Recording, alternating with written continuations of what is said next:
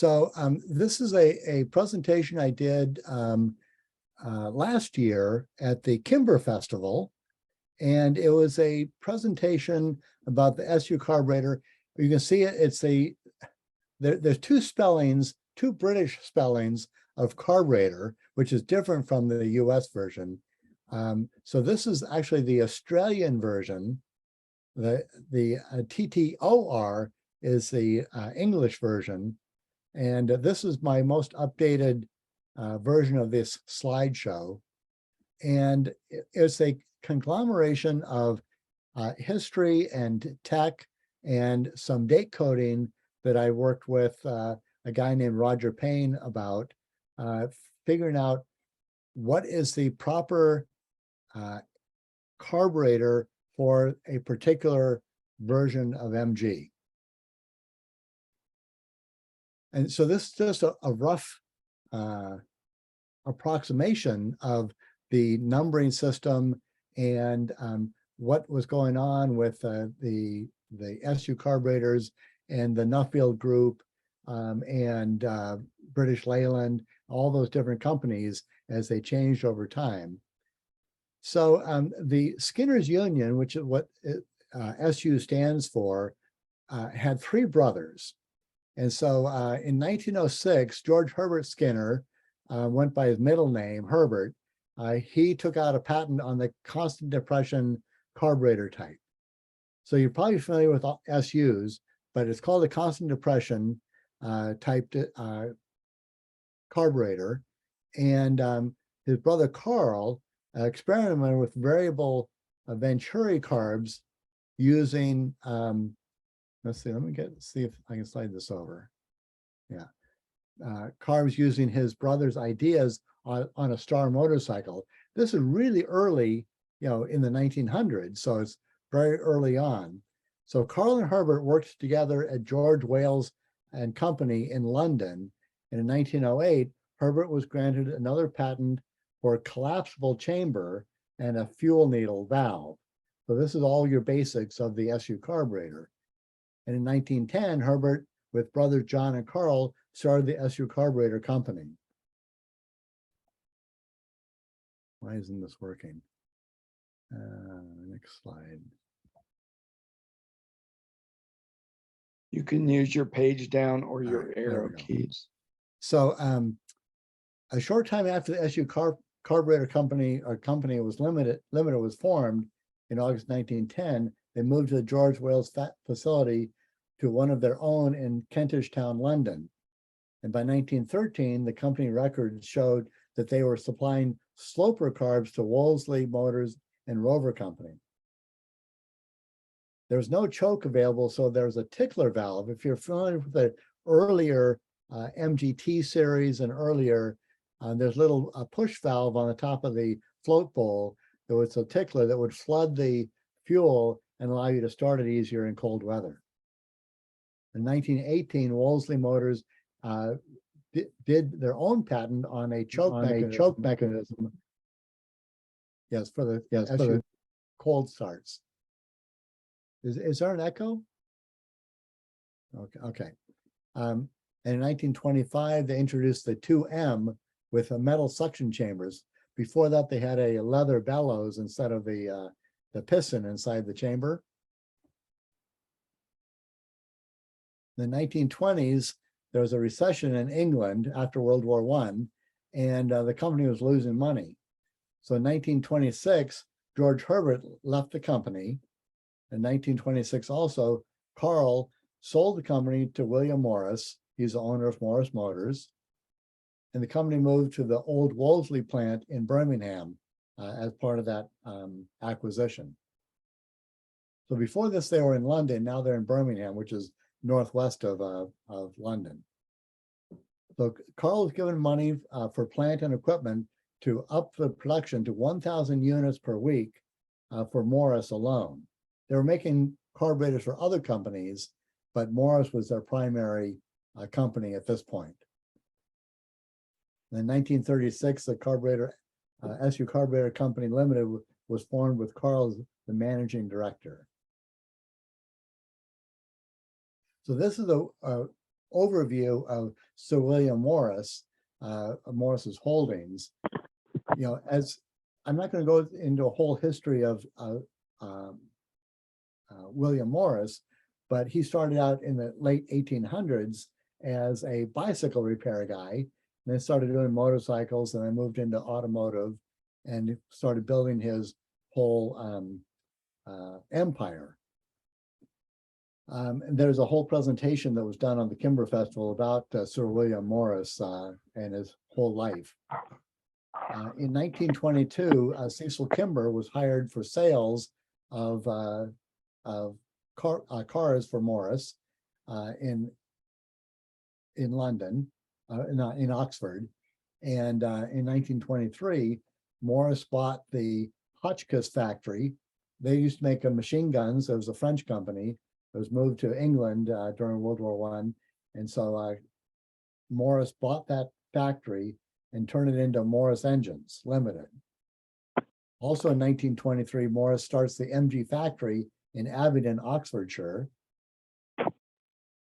And this is very loose history. So there could be minor differences in the dates that you're familiar with. And by the way, this is the 100th anniversary of MG, and that's because it was started officially in 1923 when Cecil Kimber modified a Morris chassis and engine into his special bodied car and drove it in the TT race and took a gold place in that. Actually, I think this 1922 might be wrong. I think he was hired in 1921. Anyway, they started the factory in Oxfordshire. In 1926, Morris bought the Pressed Steel Company in Cowley. So you're familiar with Pressed Steel. They made a lot of the car bodies for MGs for years and years and years. And they, in 1926, he also bought the SU Company, which we just talked about. In 1927, Morris bought Wolseley. And we already talked about SU is already providing carburetors for Wolseley before this. 1935, so this is a big span between 1927 and 1935. Morris becomes Lord Nuffield. And if you're not familiar with this, Nuffield was his estate that he had. And so he became he was knighted and became Lord Nuffield. He chose the name of Nuffield because that's his estate that he liked. And so he consolidated his holdings then into Morris Motors. So he's already making the Morris cars, but now it's Morris Motors. And in 1938, Riley was added to Morris Motors. And in 1952, British Motor Corporation was formed with the addition of Austin, which was a merger with Austin becoming like the primary controller of the works then, with Sir Leonard Lord making all the decisions about who was going to go first, like the Austin Healey or the MGA. So there's a whole nother history, on this whole subject about how things went from there. Let's see, where is it going? So there's these numbers stamped on the SU carburetors. We're going to show a picture of that in a moment.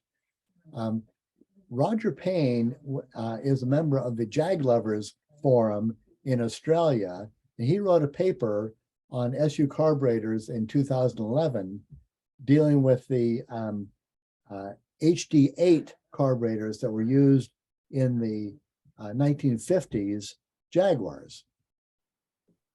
So I read his paper and I started looking at, I'd seen these numbers on the other SU carburetors and said, what do these numbers mean? So his paper gave me a place to start. And so he's covering the H8, the 2-inch carbs, and his date coding analysis covered post-war, World War II, carbs and fuel pumps. The SU date codes consist of a letter and numbers in the format of the year and month.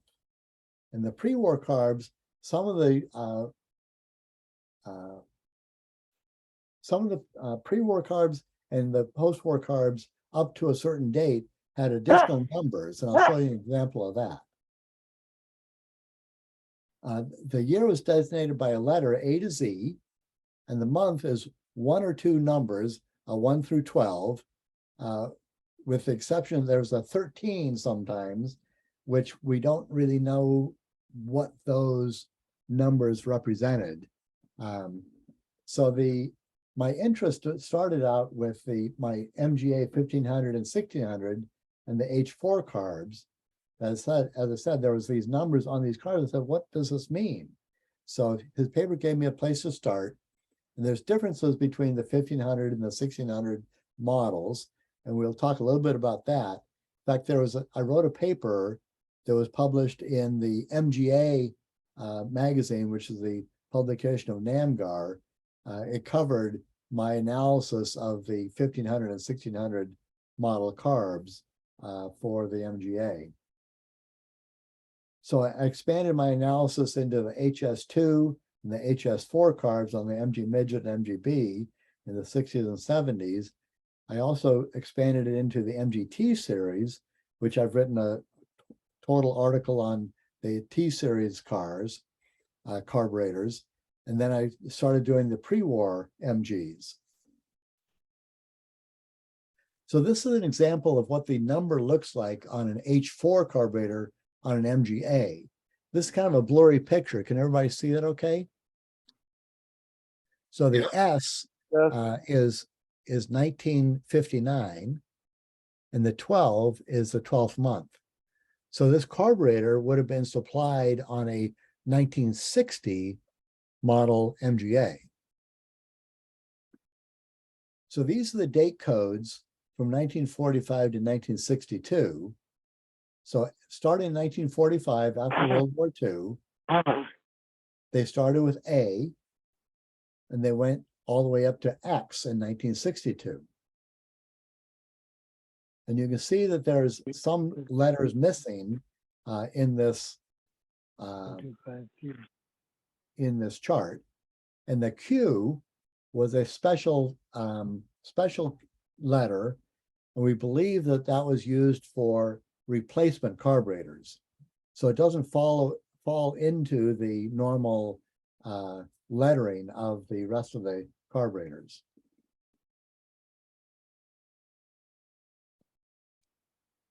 So which letters are missing? There's certain letters that were not used, probably because they were easily misstamped or misread. So the letters that were not used were I, J, O, V, W, Y, and Z. And as I say, there's an exception. The late HIFs in 1972, there was a J involved. So this was the only place I found a J in all of the letterings throughout the history of the date coding on the SU carburetors. As I say, Q is an interesting exception. It's seen on HV, H4, H8 carburetors, and not necessarily based upon the year of manufacture, because not all of these carburetors were made at the same vintage. So the Q never appeared in certain years. So that's why we think that was a replacement letter for replacement carburetors. And the X is the only letter that's been documented that Roger Payne has found. It was found for 1962 in the documentation. So this is a carburetor comparison chart showing all the various models of SU carburetors over the years. They were introduced at different time frames. So the HV0 and HV1, that would be the earliest ones. HV0 is 7/8 inch size, which is the smallest one I've ever heard of. And the nomenclature for SUs is that the 1 indicates 1/8 of an inch in addition to the basic.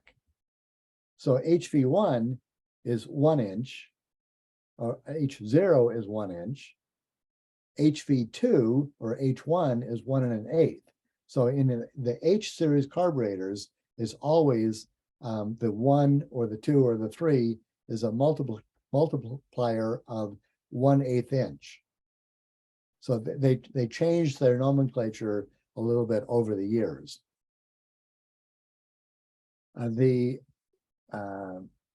Basically the size of the carburetor used was based upon the horsepower of the engine.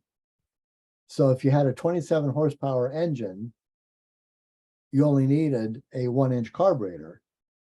And as the horsepower increased, then they started either increasing the size of the single carburetor or having 2 carburetors or 3 carburetors to accommodate the needs of the horsepower of the engine. And some of the identifiers of these carburetors are seen in the flange type on the right-hand side of the chart. There's some of the early carburetors, the bolt pattern was horizontal in the manifold. As you're familiar with the H series, like the H2, H3, H4, those all had a vertical pattern. If you're familiar with MGAs or Sprites or T series. And then they went to the HS, which was a diagonal pattern. And then the larger carburetors were all of a four bolt pattern, which you may be familiar with the H6 or H8 or HD6 or HD8. So some of the applications in lettering code early on, I started the lettering code in 1929. That's the earliest I could identify to correlate the various letters to the dates. So this might be off by like 1 year or so, but this is as close as I could come with not having original cars without any modifications in order to identify which date code went with which year. So if you're familiar with the history of MG production, in the 1923 to 1929, they had a whole series of different cars and models. There's another slide that details a little bit about this as examples, but I don't have a whole lot of information about the very, very, very early cars and whether they had SUs or some other type of carburetor on them. There's several illustrations from some of the early publications that show some really odd shaped suction chambers on the carburetors and things like that. So I don't know whether they were SUs or something else. But by about 1929, 1930, is becoming pretty common to know exactly what carburetor was being used. So you can see that there was a single HV2 carburetor on a 1930 M type. 31 was the same thing. 32, the J2 was introduced with an OM1. One of the ways to identify a OM1 carburetor is that there was no flange on the mouth of it to adapt the air filter to it. So the very early OM type carburetors just had a round cylindrical opening, and the air filter either had no air filter at all, or if it had an air filter, it was clamped onto that round opening to provide the air filtering. And this you would see on, say, a MGTA model in 1937, but we'll get to that in a moment. One of the other identifying factors on the carburetors, and we'll talk about this a little bit more later on, is that there was a casting number on the side of the carburetor, and this is an identifier of which carburetor was used on and what type it was. So the casting on the HV2 was 3061. This is identifying a part number, but later on they changed the part numbering to have some lettering in front of it. But we'll get to that in a moment. So the early 30s, we have the OM1s for ×2 on the J2s and the PA. And then in 1934, 1935, the L2 Magna had a HV4 for a supercharger version. And then the L1 had two HV2s. So in 1936, the MGTA was introduced. And again, I'm not discussing all the different models of MGs produced in these times because they were constantly introducing new models and versions. So I can't cover all of them in the short amount of time that I have to present. So the 1936, the TA was introduced with the HV3, two HV3 carburetors. And it had a casting of 1945 on the side of it. This is not a date code, it's just a casting number. And the specification, if you look at the Berlin website, it gives you the specification of each of the carburetors, is AUC 327.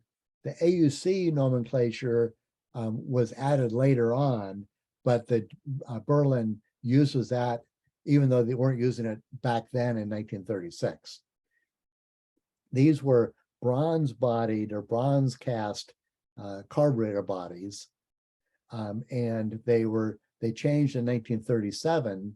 I didn't have a space to put this all in the same chart. So in 1937, they changed to the specification of 374.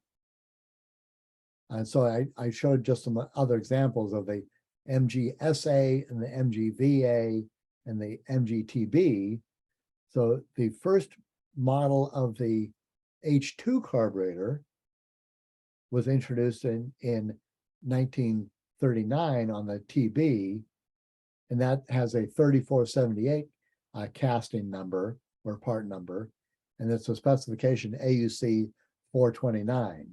You can see the date codes would be typically stamped onto the body of the carburetor. There's I'll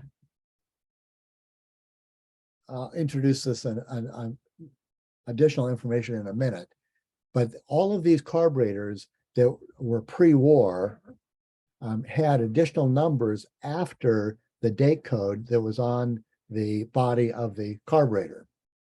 These numbers represented a serial number.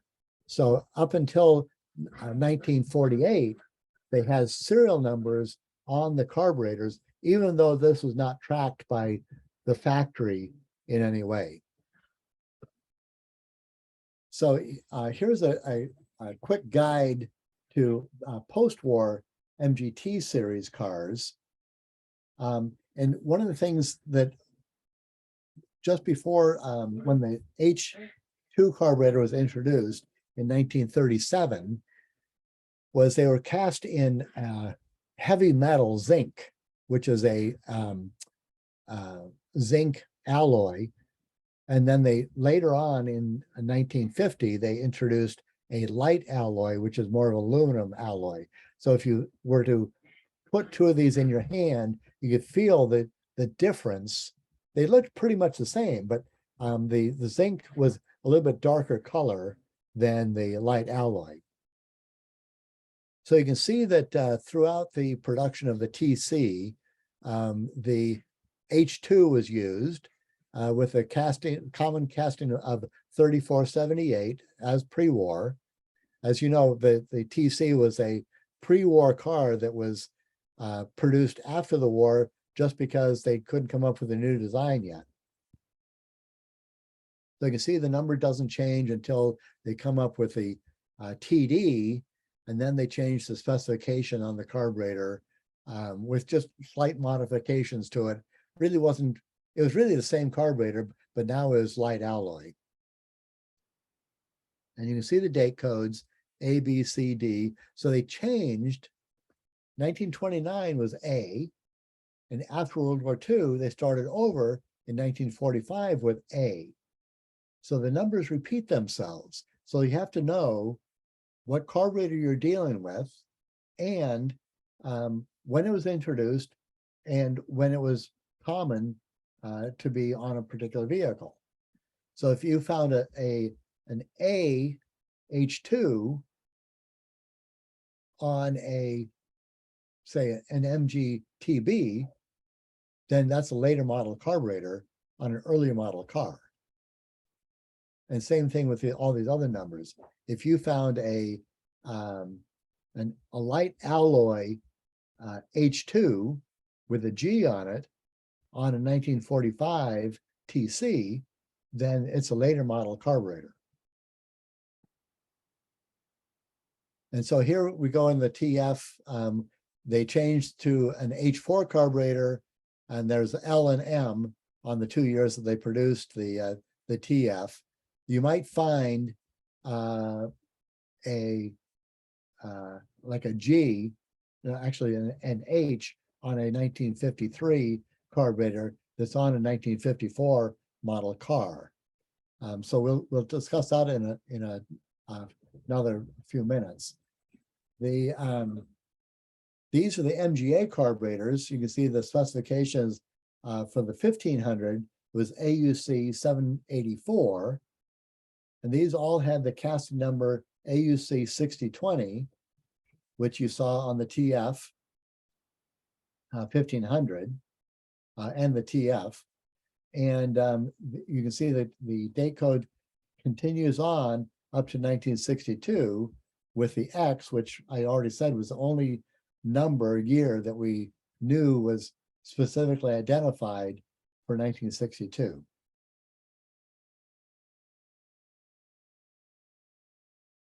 And then it starts all over again with the MGB production.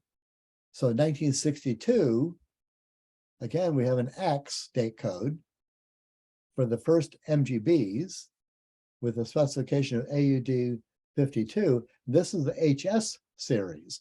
So the HS was introduced, I believe, in 1958, but MG didn't use it until 1962.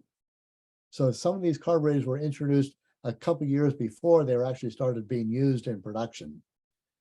But you'll find 1963 was the first year of the MGB, but they were actually started production in 1962.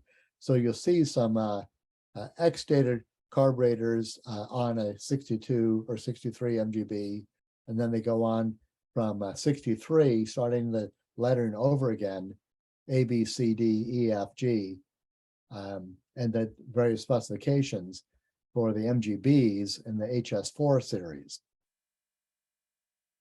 And you'll see in 1968, the AUD 265 specification, they had a boss on the carburetor body for a air inlet for the breather, but it wasn't cut in there. Didn't have a hole in there for the pipe. But in 1969, because of federal specifications, they added the breather and they changed the specification to AUD 326. In the 1970, for some reason, I don't know why, but they had a dual lettering date code FG. And again, this might be a little bit iffy, but this is what I found on many, many, many carburetor bodies. But I've identified now with 1970, and then 71 was H, J, K, L, N, and M. Actually, these should be reversed, M and N. So I need to update my slides. But you can see that the specifications for the HIFs, and you'll see HIFs with an H on them. So they were produced in 1971, but they're actually for a 1972 model car. So that's one of the weird things as they went through production is all of these cars, they introduced the model year halfway through the previous model. And so it gets very confusing to identify which is the correct carburetor for your particular car, when it was produced, and if it's the correct carb for the car. So this is where we get into a little bit of the discussion about why sometimes my carburetor doesn't have the same date code as the heritage certificate that says my car was built, say, in a particular year. Why is the carburetor date code earlier? So the carbs were made in Birmingham. There are two different casting companies, PDC and MCL, and there might have been others. There were others in previous production years, but most of the carburetors after World War II were either PDC or MCL. So there are two different casting companies providing these castings for SU, and the carbs were shipped to the engine plant in Cowley. The engines were sent to Abingdon to be installed in the MG. So there's a very long time delay as production increased to have the carburetors and the engines ready to drop into a car when they left the factory. So the parts were not stockpiled in Abingdon. It was just a just-in-time inventory. So they didn't have everything on hand. They just brought things in as they needed them for the production run. So before the MGA date code on carbs, the date on the carburetor was usually the same date or month as the car was produced. And I'll have an example of that in a minute. So the date codes from MGA production 1955 onwards, the date could be up to 8 months in advance of the production date of the vehicle. So as an example, my 1955 MGTF 1500 was number 6545, is built in July 1954. But the first MGTF 1500 was 6501, built in July. So my car was number 45 after the first one. So the date code on my H4 carburetors is L7, which is July 1954. So this shows a direct correlation between the build date of the TF 1500 and the build date of the SU carburetor. But by the mid-1960s, they were building 30,000 carburetors per week. Remember, in 1926, they were only building 1,000 carburetors per week. So now they're building 30,000 carburetors per week. And this is why the date codes get skewed as production went on. So the as I say, the production date of each MG varies per year. They usually started around, say, June, July, even May of the previous year for the following year production when they introduced the new model. And there might not be any production changes. It might be exactly the same as the previous year. But then, of course, you know that over the years, they did do facelifts for the cars and made major model changes. So if you're interested in all of the specifics on what changes occurred during a particular production of a car, you could look at some of the original book series that have been produced that show you what production changes took place over each year and each model. So some of the sometimes the new model was introduced like October, or they say sometimes it could be as early as May, like in the MGA.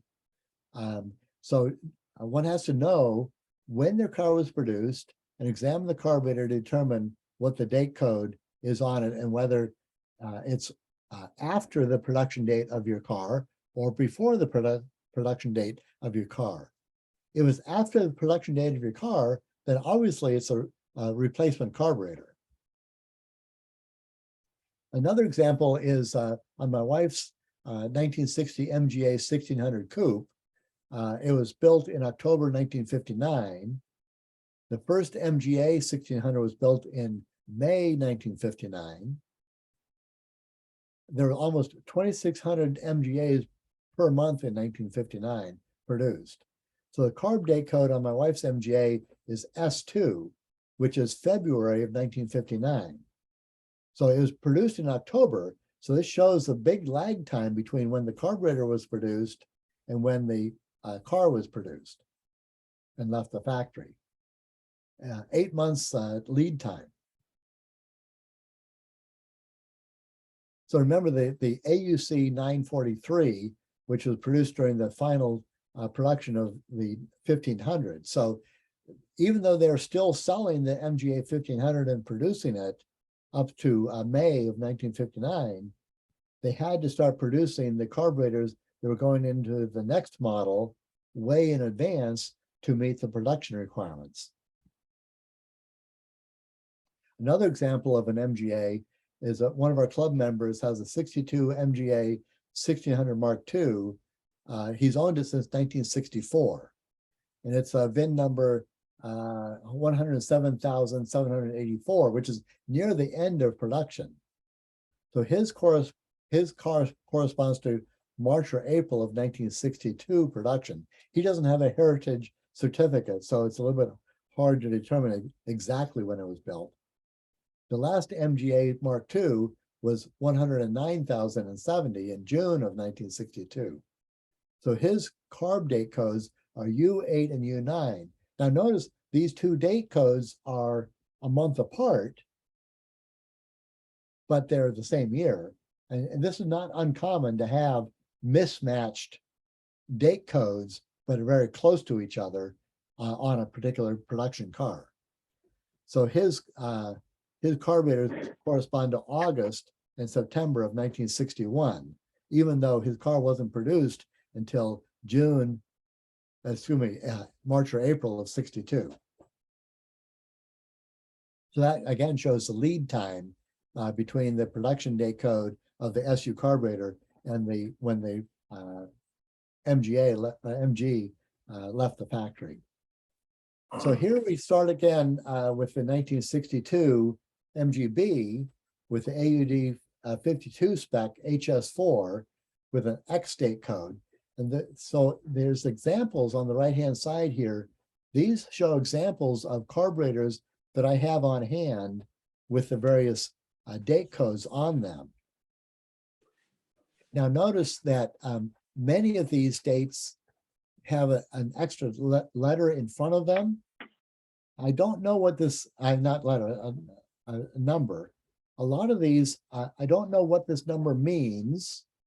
I thought at first it might be a needle type that went in that carburetor, but they're too consistent with either a 4 or a 6 or a 9. So it could be an inspector's stamp. I don't know, but I just ignore the number in front of the letter and just look at the letter and the number after it, and that's your date code for your particular HS carburetor. Again, these extra numbers before the date are only in the HS series carburetors. I've never seen them in anything before the HS series. And so you can see that the first production date for an MGB was 5/1962. So you'd see an X on some of those carburetors. You might even see, you could even actually see a T or a U, actually probably a U on there, but I haven't seen one of those. So this shows like 1963, the first production date was 1/63. 1964 was 8/63. So you're going to see these date codes could be prior to the date code of the production date of the particular vehicle. And so then we go into the 1970s, and you see the H3, H4, 7J6, the 7H10. So this 7H10 is a HIF carburetor, even though it's a 1971 date code. So you can see that they're producing the HIFs in 71 for the 72 production. Let's see. And this just shows a continuation in the UK for the HIF series and the date codes. They went up to U in 1980. So we probably won't see those in the US, but if you happen to see one a UK production car in the US that was imported, you might see these date codes on those. This is an early HV2 carburetor. You can hardly see this number up in the upper corner here. This shows it's a C2 2749. So the 2749 is the serial number of this particular carburetor. And this the serial number is very common on pre-war cars and actually post-war cars up until 1948. After 48, all the carburetors I've seen in 49 don't have the serial number on them anymore. So the as SU changed and grew and got and it corresponded with the changes in BMC. 1952, BMC was created. 1965, British Motor Holdings was created, including Jaguar and Coventry Climax. 76, the name changed to SU Fuel Systems as part of SU Butech. You might have seen boxes of carburetors that say Butech on them. This is from the early mid 70s. 1983, the name changed to Austin Rover Fuel Systems as part of the light and medium cars division of British Leyland Cars. 1984 and 85, Solex was added with the Xenix Solex components. 1988, SU was sold to Holborn Group. 1989, Holborn Group was acquired by Eklund Inc. in the US. You might have seen Eklund automotive parts that were sold by Napa for years and years. In 1999, Dana, you're familiar with Dana differentials. They took over Eklund. The name changed to Dana SU Automotive. And then fuel injection spelled the end of the SU carburetors. 1999, Berlin Fuel Systems Limited took over all of SU carburetor production. In 2002, Berlin acquired the intellectual property rights and the SU trademark. In 2007, SU Carburettor Company was reincorporated as a subsidiary of Berlin. And then new production of SU carburetors are available from Berlin through resellers or directly from Berlin. So you can certainly go to berlin.com and buy new parts or rebuild kits from them directly. And that's the end of my presentation. Fred, it was hard to tell on those some of those slides. Are these markings on the flange where the carburetor goes to the manifold, and are they on the top where you can see them without a mirror or crawling underneath the car? They're right on the top of the flange to the intake manifold, or they could be on the side of that flange. I've seen this on the H2 carburetors on the TC, that they're on the side of that flange, not on the right on the top. And then of course the later model carbs have a flat spot on the top of the carburetor, and those are pretty easy to read. And I forgot to memorize all that information in those tables. So once I crawl over to the garage and look at all my carburetors, all 6 of them, where can I then go back and get this to look at it? What I can do is post this. Maybe John can post it on his website and make it accessible to everybody. I can do that. I'd be happy to do that. And yep, I'll ask Marty. Marty's probably on by now. She can figure out how to do this. I think I've got your, I don't know, I think I've got your I think you sent this to me as a PowerPoint presentation. So Yeah. but I do have a PDF of it, which is consolidated, which people could download. A lot of people don't have PowerPoint, so might not be able to read it, but they could read the PDF. we'll make it available in all those format, well, in the PDF format, page by page. So yeah, Fred and I will work on that over the course of the next week or two. Marty will be able to get, she's my computer gal, she'll be able to figure out how to get it up. And Fred, you want to stop sharing your screen, so that comes off the front there. Comes off. How do I unshare? I don't know. Somebody can tell. Stop share. There we go. There we go. Okay. All right. Okay. John, Yes. you can combine several pages into one PDF. That may be a better way for Yes. somebody to Yeah, just it download the is- whole thing at one time and then. Yeah, it is a single about it. PDF. Right. It's a single PDF. Got it. Skip has you got a TV, right? Skip.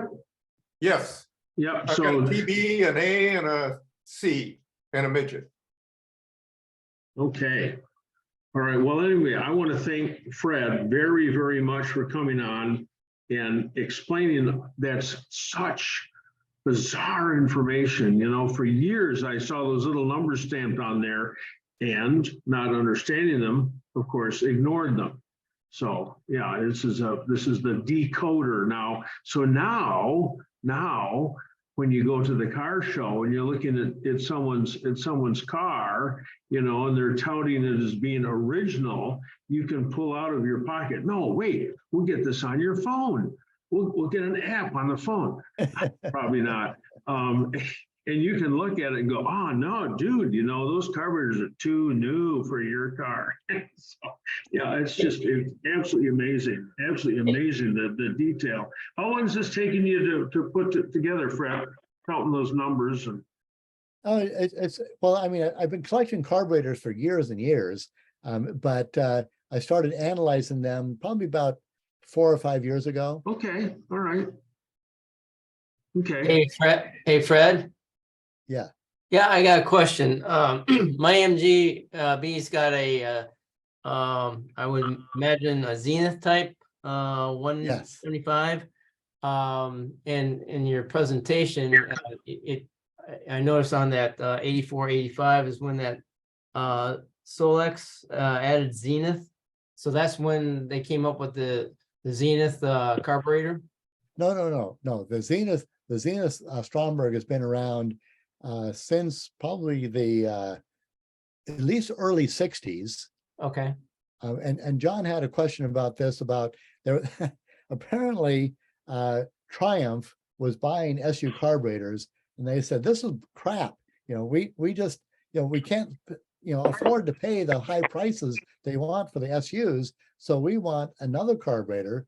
So Zenith came up with another depression carburetor and their own design, and introduced it. They had to come up with a design that would not infringe on the patents, you know. So they came up with their own design. So the Zenith Stromberg, again, has been used by Triumph long before MG used it in the later cars. Okay. Yeah, they both work exactly the same way.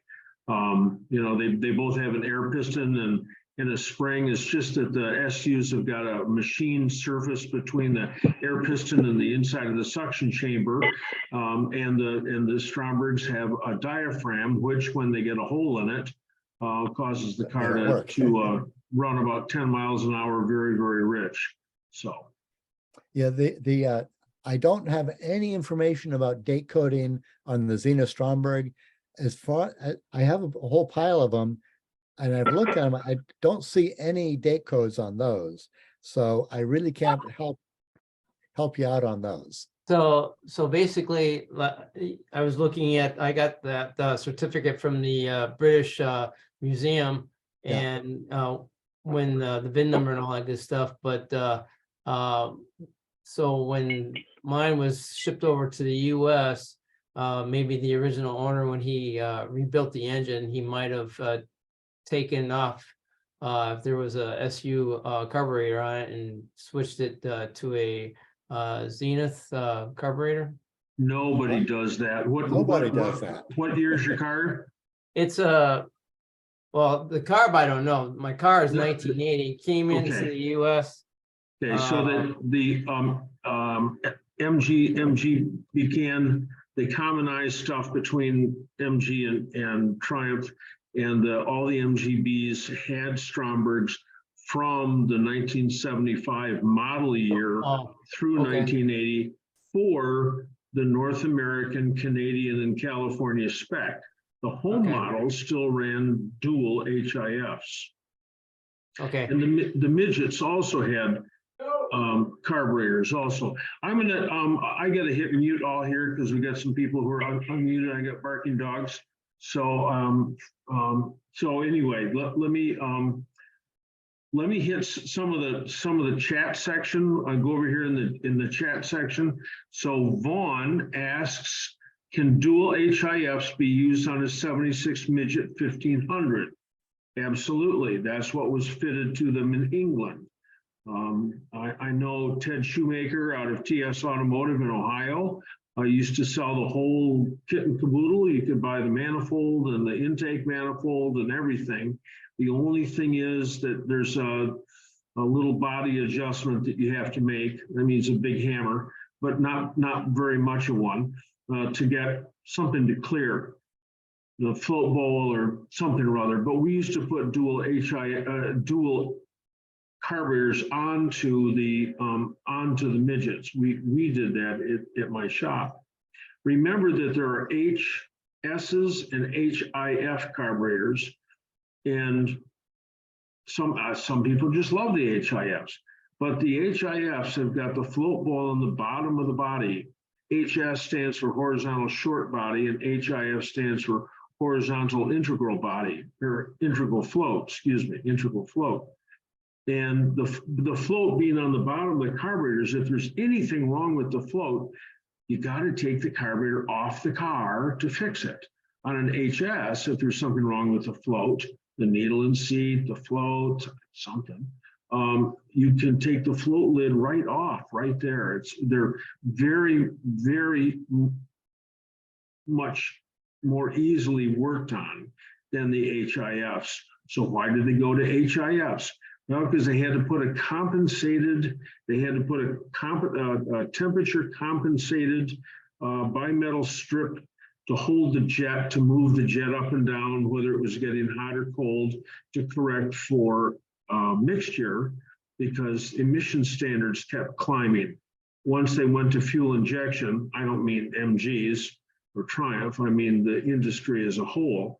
Once they went to fuel injection, it was all done by a computer and atomizing fuel, and it's magic. I mean, good grief, my late wife's 1999 Toyota Sienna with 350,000 miles on it could outperform almost any MG as far as acceleration and get better mileage because it had fuel injection. So fuel injection is just far superior to carburation, but they had tried to get to these almost impossible pollution standards using mechanical means, and one was this bimetal strip inside the HIF carburetor. It just means that you get it all set up to go, and then the temp changes, and then the car runs differently. And it wasn't the best solution that they came up with.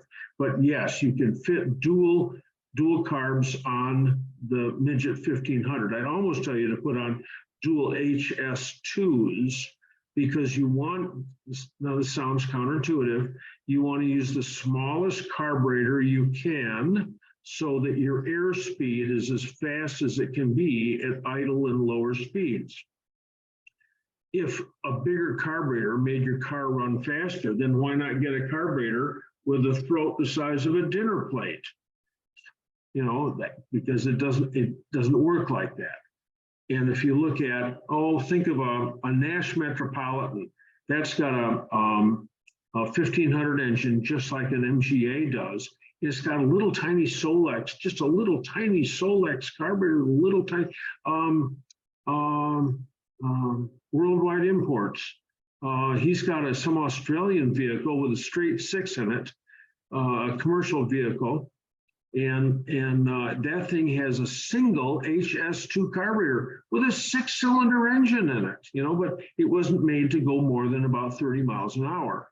So it doesn't use a great big carburetor, it uses a small one. So you want to use the smallest carbs you can. And an MG, a TF, I was going to say a TF ran on HS2s, but a 1275 runs on HS2s. Midget 1500 would run much better, I think, on HS2s than HIF4s. That was a long answer. I'm sorry that I waxed on for so long. So here we go. Anybody make Viton O-rings that last longer than the OEM type? Well, the carburetor king is Joe Curto, joecurto.com, CURTO, joecurto.com. Love to have Joe come on sometime and talk about SUs. He's got a shop. He's been rebuilding SU carburetors for 40 years. He's the carburetor king. He makes the kits, and all the kits that he makes have got Viton O-rings. Help me out. SU Butech must be using Viton O-rings. I don't know what the other suppliers, I don't know where they get their stuff from the least expensive supplier. And sometimes when you get stuff from areas of the world that are into it for the price, you're not always assured of the quality. The important O-ring on the HIF is a number 13, 013 on the rotary choke. That's one that leaks and gives all the problem with the choke, for the mixture control on the HIF. So, and you can get Viton tipped needles and seats, absolutely. So let's see, Mike Baldwin. Mike, you can unmute yourself if you want. I got original HIFs on my 72. Seems like every year I have to replace the float bowl cover O-rings because they shrink, get hard, they stop sealing. Well, again, you want to use contact Curto, Joe Curto. AUD 3577s. What's the part number on the original O-rings? I can't remember. I don't have that, John, but they last about 3 or 4 years, and they get hard, and you can turn the pump on and it starts dribbling out the bottom of the float. It's the ethanol in the gasoline, but it's like you can't control that. I mean, you just got to buy the gas and sit the pump. People say, "Oh no, you got to buy ethanol-free gasoline," and the station's 30 miles away from you. It's like it just doesn't make sense. So you don't have the rings. Joe Curto's got those, yes. Hey, All John, right. John, if I could just, if I could just interject and probably jinx myself here. I have 2 cars with dual HIFs. I think the GT, I rebuilt the carburetors probably 15 years ago. The other car I bought with the HIFs on them. I have very little trouble with HIF carburetors, and I don't have any trouble with I know the float's on the bottom, but I don't change the float very often in any of my carburetors, so I don't think that's a big deal. Just take the carburetors off, it's 4 bolts, 4 nuts, and clean them up, and I don't have a big problem with that. But I know a lot of people don't like that, float being on the bottom. I do like the HIFs because they have the seal on the shaft. You're not so worried about the shaft wearing against the bushings on like the H4s, H2, where it wears a lot. I think that was an improvement that they went with the bushing on there. But I do have cars with H2s and H4s on them as well, and I have no problem with those. The carb I really don't like is a HS4 because of that little tube, the jet. which that's where you get a lot of leaks on that thing. What a hoot. And, Yeah. It's not a, two- yes, that to me is not a great design. I'd rather have the float on the Two- HIF one, but two everybody has very- their own preference. I understand that, but like I say, I Okay. wouldn't discount all HIF carbs. They're a pretty good carburetor in good shape. Now, Yeah, this- Ed sells SU parts too from his firm Abingdon Spares in Connecticut. You're in Yeah, Connecticut? Deep River. And we get all our carburetor parts from Joe Curto, so we sell his kits and So you everything. can buy, Mike, you Get 'em can get there. your stuff from Ed. He's Well, on tonight. I They can order appreciate- tomorrow. I appreciate Ed's comments there, but this is a one-owner car that I bought from the original owner 9 sure. years ago. About every 4 or 5 years, these O-rings, you'll go out to start the car, it's been Yeah. running fine, you turn it on, and it dribbles out the bottom of the car, which Sure. pisses gas in the engine compartment, which is not a safety. No, thing you that's, want. that's exactly what the problem is. I don't know why it's doing that, but that's definitely not safe, and you should definitely So Well, you somehow can, resolve that. Yeah. so Ed, do you have the Viton O-rings for the cover, good man? Not for the cover, not just for the throttle That's shaft. my issue is the cover. And if I Right, take I them understand. off, I it's think, hard to I arithmetic. don't, put- I come in the kits with Joe's kits, and I think the ones that we sell individually like that are the ones that Moss sells, same ones, so they're not anything That's the special. That's the problem is the Moss ones.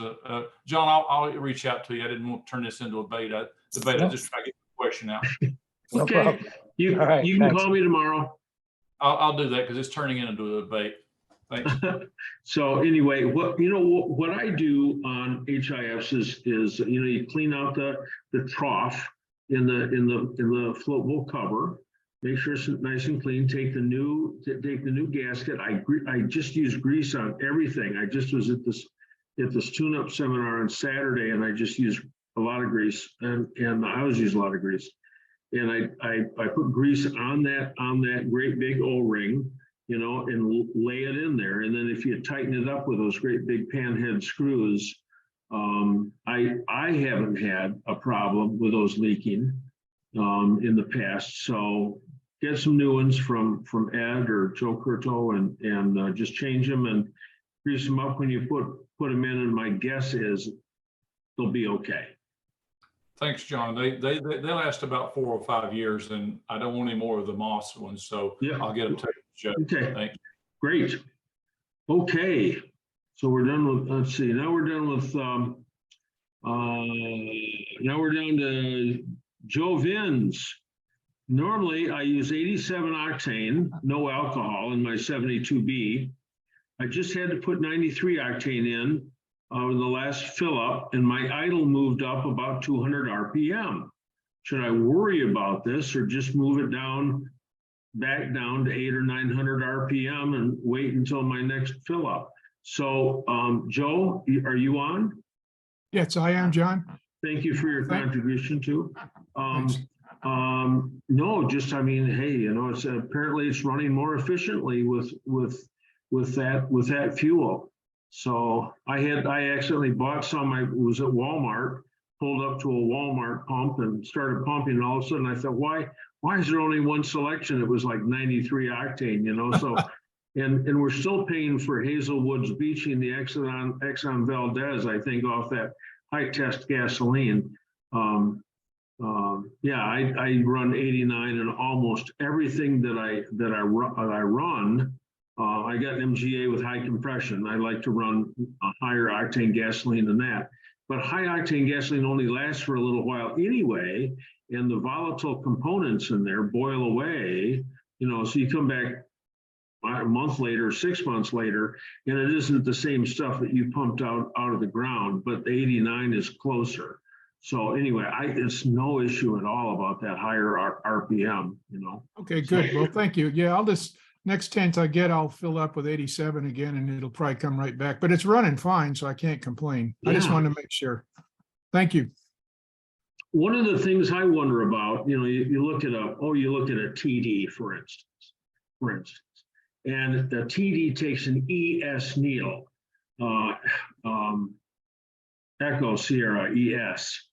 And that profile on that needle, which changes several 10 thousandths or several thousandths every 1/8 of an inch, was designed in 1949 to accommodate the gasoline at the time, which was called pool gasoline, because it was so crummy.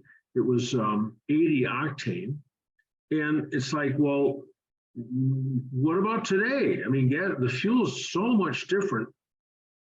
Don't you think there's a different needle today that would work? And I have yet to see anybody.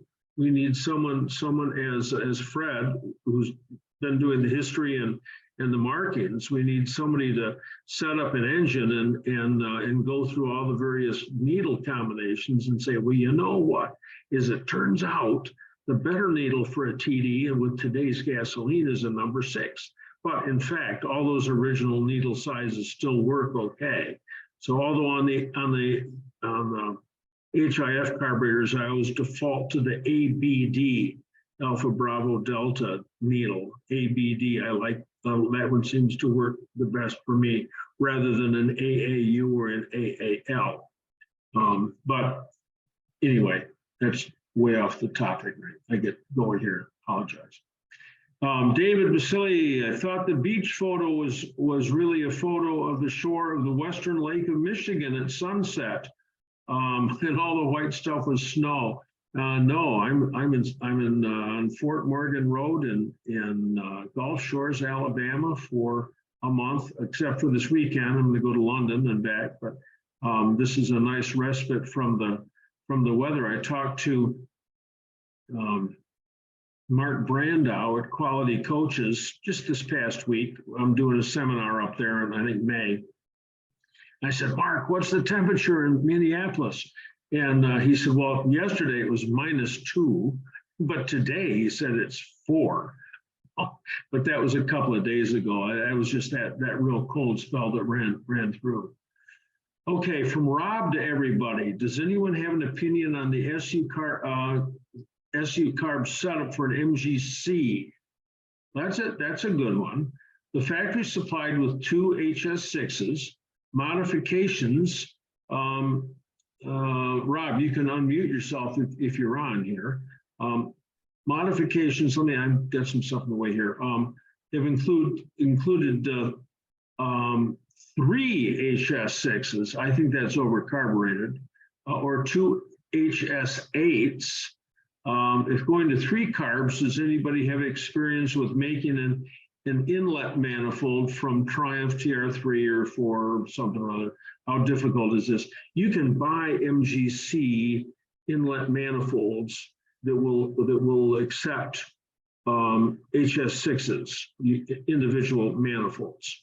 I've done that before. Dave Burrow's MGC for one. 2 of the carburetors link together really easily. The other carburetor, you got to get around the float bowl, and that's one of the hard parts, that get around the float bowl in the center. But you bring a little loop up out of the way, and you can make it work. But I go for the 3 HS6s. Are you on, Rob? Yeah, I'm here, John. Oh, okay, all right. So there's a lot of MGC forums. There's two MGC clubs, the AMCRA, the American MGC Register Association, and Yeah, I just signed up with them. Okay, and also the MGC Register within the North American MGB Register. And both those people have got people who are really knowledgeable, and they'll know where to buy parts. Okay. Or if you want to get really radical, you can buy, an inlet manifold and put a couple of DCOEs on it or something. Okay. On the other hand, it runs just great the way it is. Yeah, I just want to know if there's more, because I keep reading these things about the manifolds that were supplied for the British market, and they were very disappointed. And then the engineering group in England that did modifications, they amped these things up to like 175 horsepower with different exhaust manifolds and hotter cams and everything else. I don't want to go that far, but if there's something that could be gained relatively easily with the carburetors themselves, I'm interested in exploring it.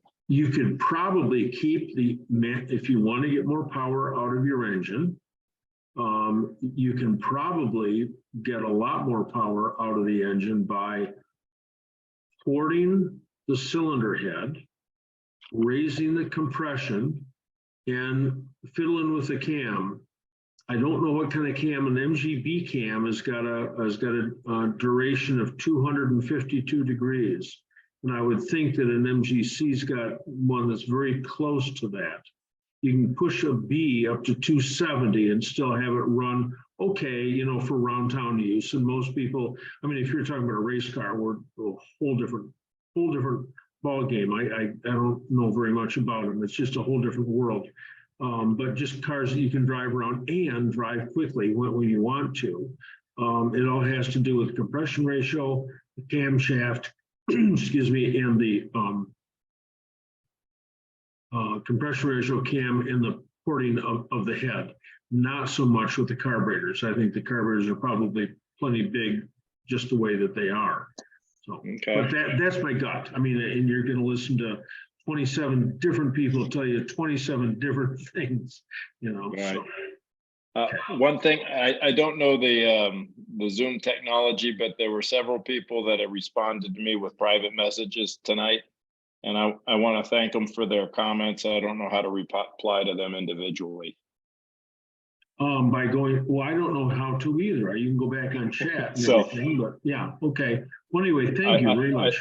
I just did my thank you publicly. I'm going to be in England this weekend, and I'm going to this MG Car Club event, and one of the features is going to be the original University Motors MGC specials, and talk to me at the end of next week. Call me. All right. And just see what I've learned since then, because I will have learned something. The North American MGC Registry Group did an article on Prince Charles, now King Charles MGC GT. And I believe it's on display right now at one of the museums in England. It's usually housed in the Mews at Sandringham, up at the Wash, Norfolk.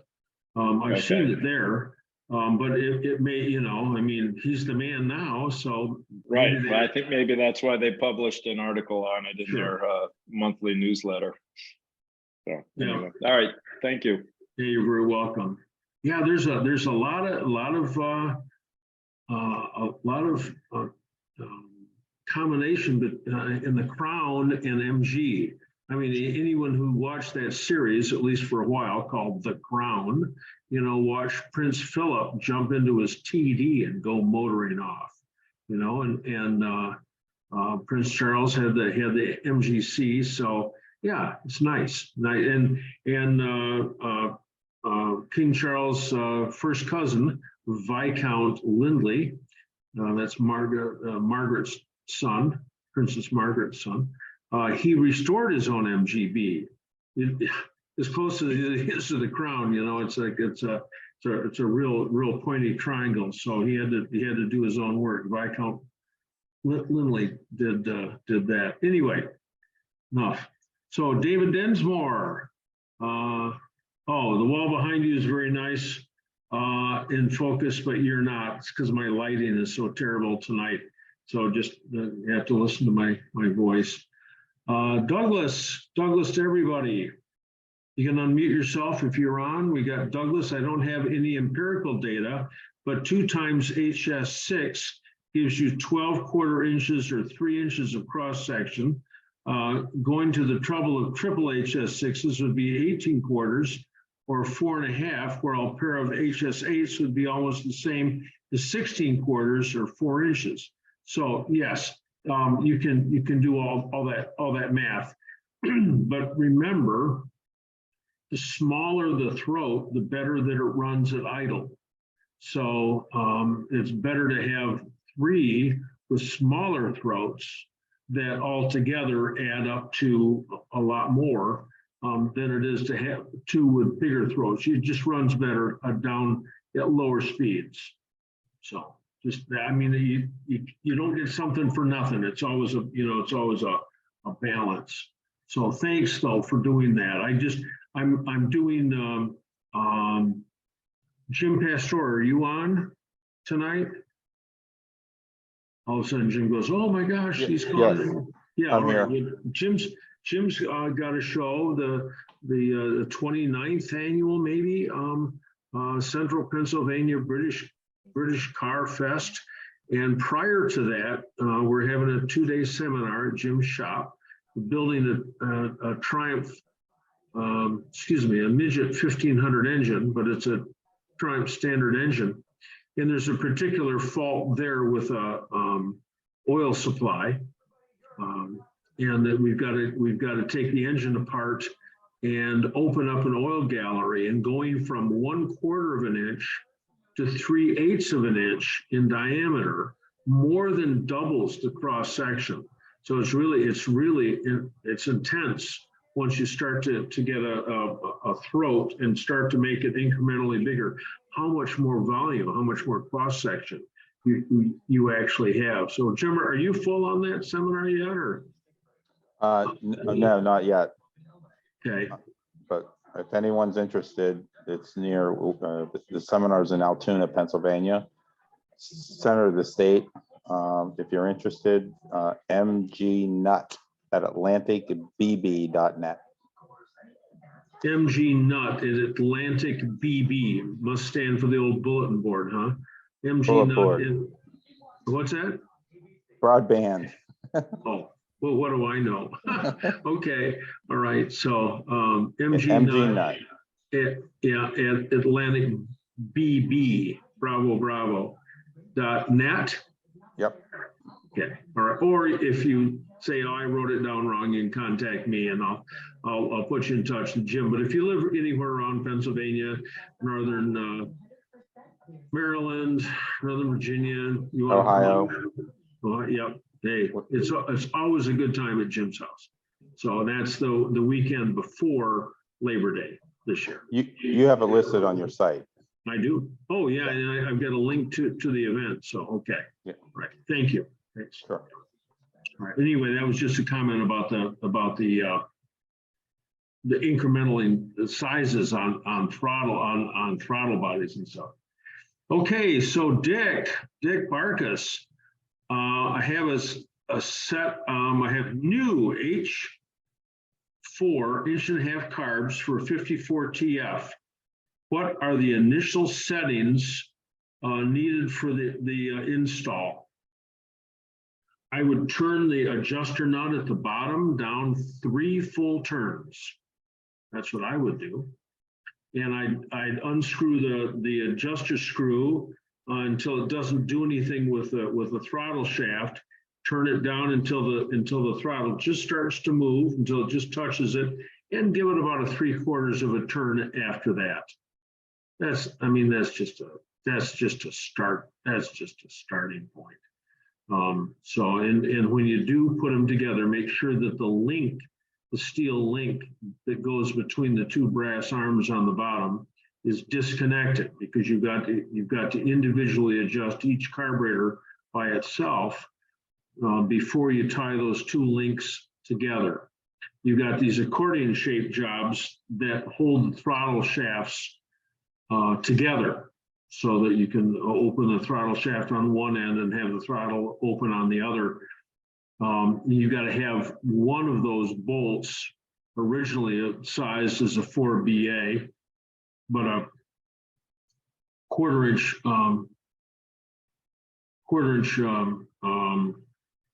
nut driver will slacken off the nut there. And you want to have those throttle shafts separate. And then there are 4 steps to adjusting the carburetors. Start it up and immediately work to get the airflow the same. So the air going through the carburetor is the same. You can use a hose.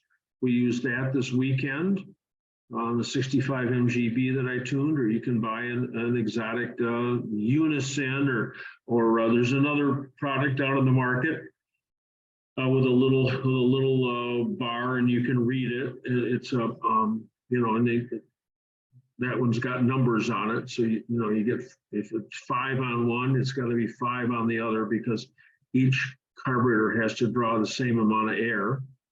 And then you adjust the mixture by changing the position of the air piston. So I like to take a screwdriver. I'm going to use my pencil as an example and take the screwdriver and put it down the throat of the carburetor with a flat of the screwdriver between the bridge and the bottom of the air piston, and then turn the screwdriver ever so slightly. Just turn it ever so slightly, and it bumps the air piston up and leans the mixture out. Now the idle mixture wants to be rich. So when it's perfect, when the mixture is perfect and you just barely disturb that air piston, the RPMs will climb up maybe 50 RPM and then fall away. Hard to hear. If you've got a moving coil tachometer and you can hook it up, you can watch the needle move 50 or 75 RPM. If when you lift the piston, the RPM goes up, up, up, it's too rich. Lean it out by screwing the nut on the bottom up.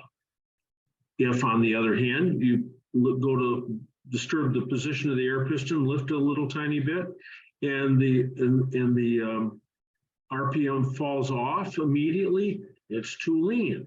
So you've got to increase. Between every adjustment that you make, rev it up and blow it out, ram, let it come back down to idle. So eventually you're going to find the sweet spot where you touch it just barely begin to move that air piston up. It speeds up 50 or 75 RPM and then falls away, and that's it. And leave it there. So airflow, mixture. The next one is your fast idle, and you want to make sure that when you pull the choke cable, that the RPM goes up and it runs at around 1500 RPM max.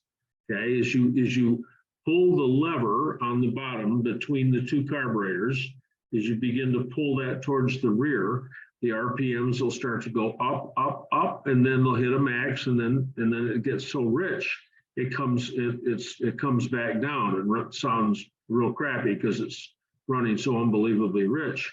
But at that maximum point, it should be running about 1500 RPM. And the fourth isn't of consequence because that goes with an MGB. So it's only 3. Airflow and mixture and fast idle. That's it. And then put the air cleaners on. And if it's a TF, that's a half an afternoon. Those are awful. Those are awful. So instead of using helical lock washers to hold the bolt from unscrewing, instead use internal star washers, 5/16 internal star washers. Makes it a whole lot easier to, once you get it tight, it'll stay tight. So. Okay. And what's a good idle speed, low idle speed to aim for? Whatever you want. You know, sometimes people say, oh, it should tick over at 600 RPM. It's like, really? That's really pretty low. You know, that's really pretty low. Other people like it like it up around 1,000. It just depends on whether you stall the car at a stoplight or not, or stop sign. You know, just that's it. I mean, it's whatever's comfortable with you. So race cars idle at 4,000 RPM. So it just but whatever you like. All right, great answer. Thanks, John. Yeah, you're very welcome. Okay, we got Ben Andrews. Fred mentioned early MGBs with a small breather hole. On MGBs, are there any modifications to make it for safety or reliability in the float, vent, or overflow system on the early MGBs? So, Ben, are you on right now?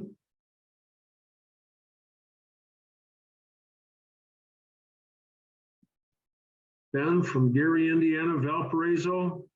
Anyway, the original SU carburetors.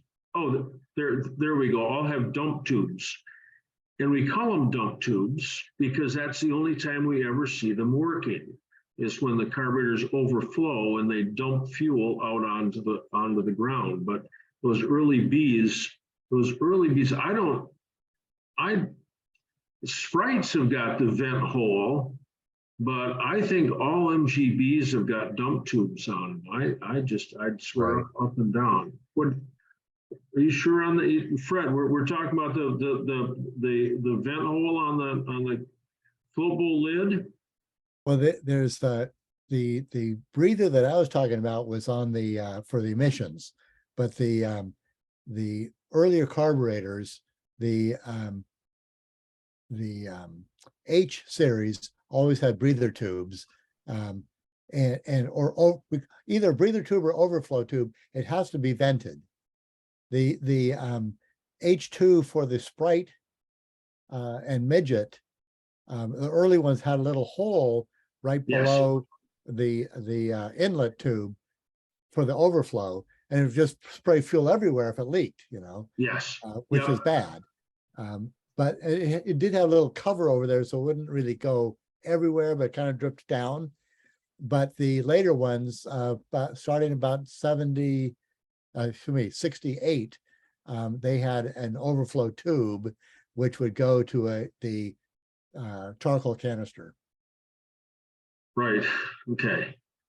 So Ben, we've been doing all this talk without talking to you now. No, that's cool. No, I have like 62 carbs and I have 63 carbs. I'll have to look at them and see if there's a big difference. No, not between those two. Those are both AUD 52, the pair of them. I believe both of those would have an overflow tube that had a little rubber connector that would go to a metal tube that would go down below the exhaust to feed it, to make it safe. Yeah, that's cool. Yeah, just in your chart you said like the X date, the X year had like a little hole, unless you meant all the columns to say that. But anyway, it's all pros. That's the bottom of the float bowl. There's a small round hole for the feed into the carburetor on the HS. Later on, they went to like a big square hole for the feed. I understand. I know what you're talking about now. Yes. The little tiny hole was really could clog up with debris, so they made it bigger so it wouldn't clog up with debris later on. Okay. Yeah. So that was just a feed tube. I understand. For the fuel into the carb. Gotcha. I understand what you mean now. Yeah, that's the bottom of a float bowl on all of our float bowls is made like a better wine bottle. That it's got some lower part to catch the silt and debris and all the crap that somehow, despite filters and everything, seems to collect in there. Or is when gasoline begins to evaporate and you get some solids, they'll fall down in there. But any float bowl that's of any age at all, you take the float bowl lid off and take the float out of the way. If it's an H type or the float comes off with an HS, because it's hinged there.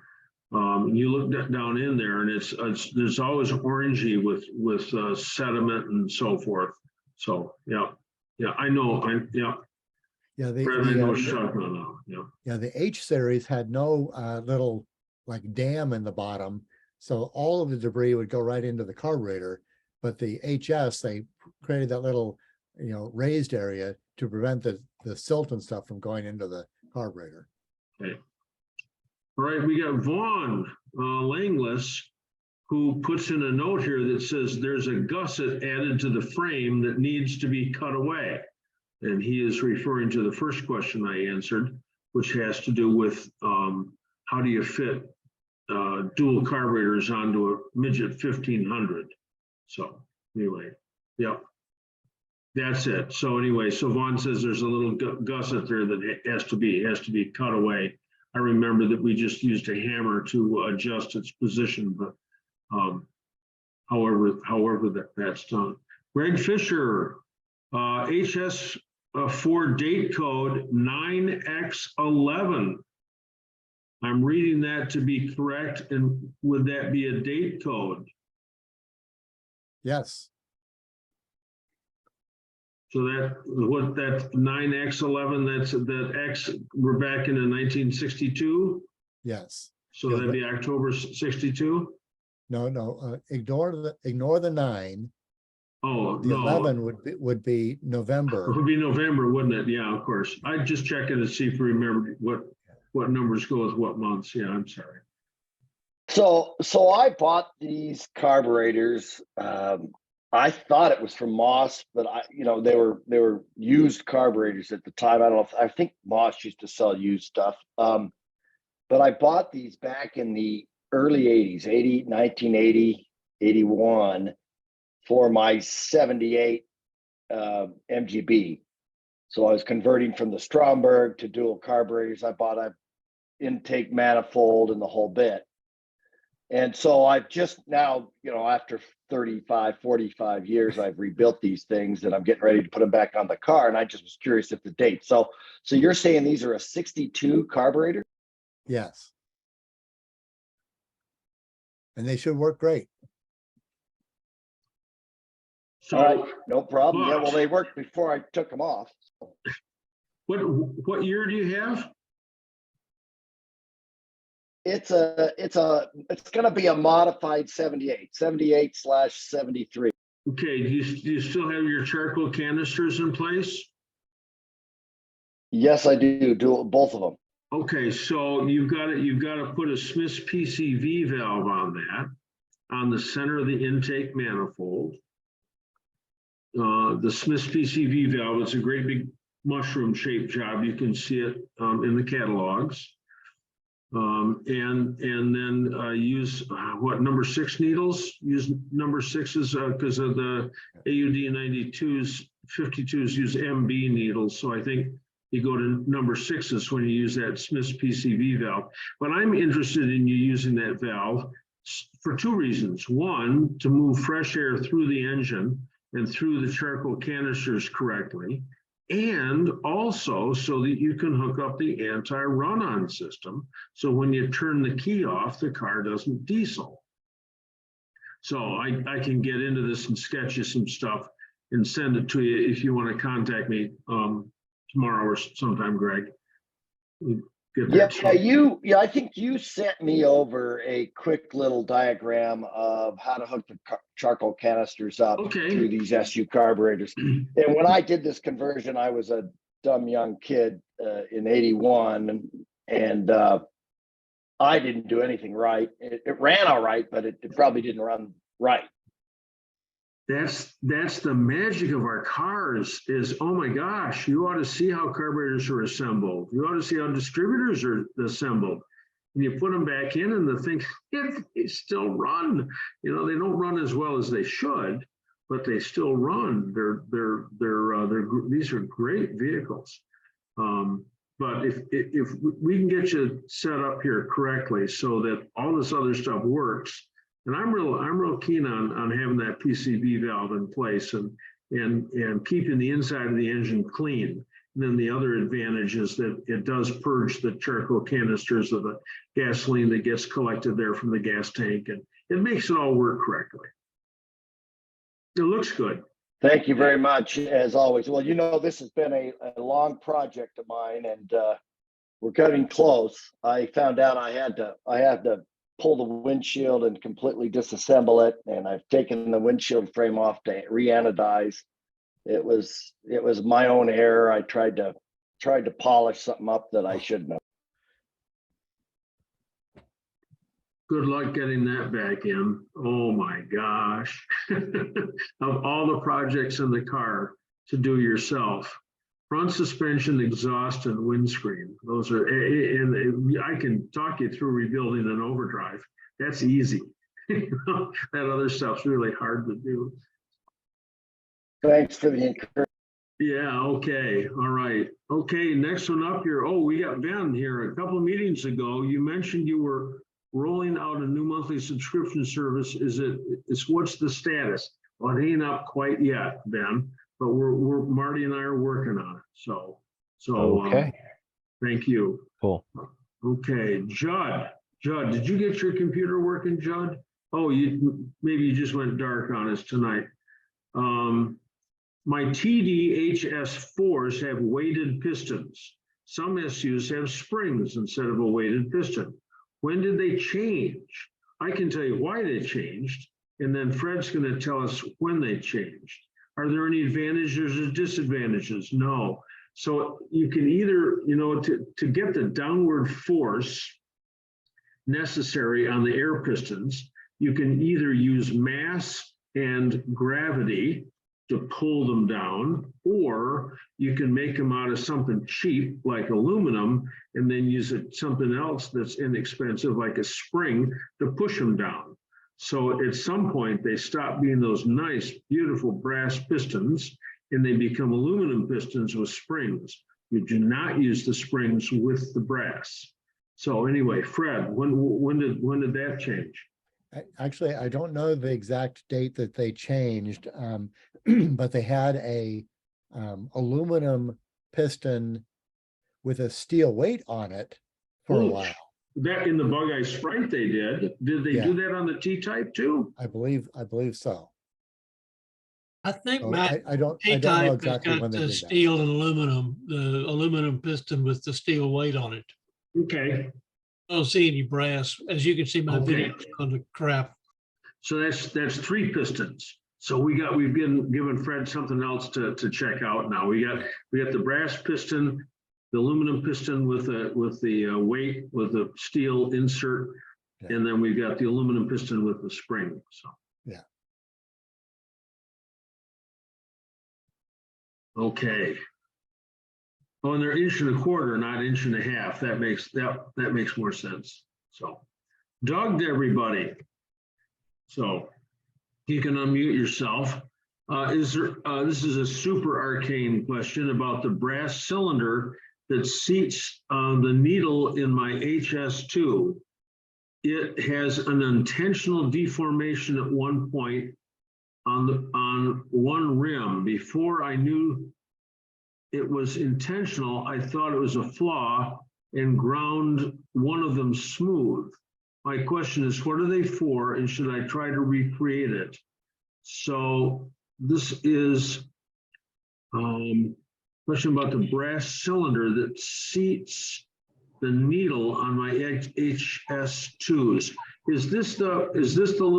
Are we talking about the air piston here? No. I think he's talking about the needle holder. Right. It's about 3/8 of an inch high.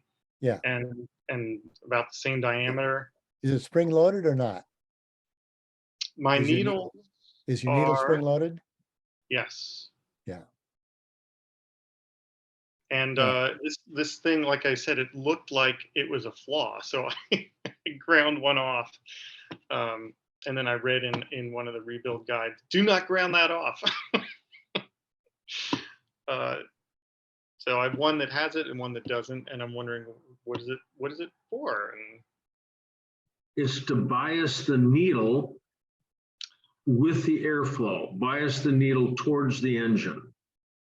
So, so the easier way of repairing this probably is to look at the other one, see where that raised thing is, take the one that you grounded off, hold it fast on the bench. I wouldn't put it in the vise, because if you tighten it up, you're going to distort it. So you can only hold it so tight with a pair of vice grips. I mean, not enough to distort it.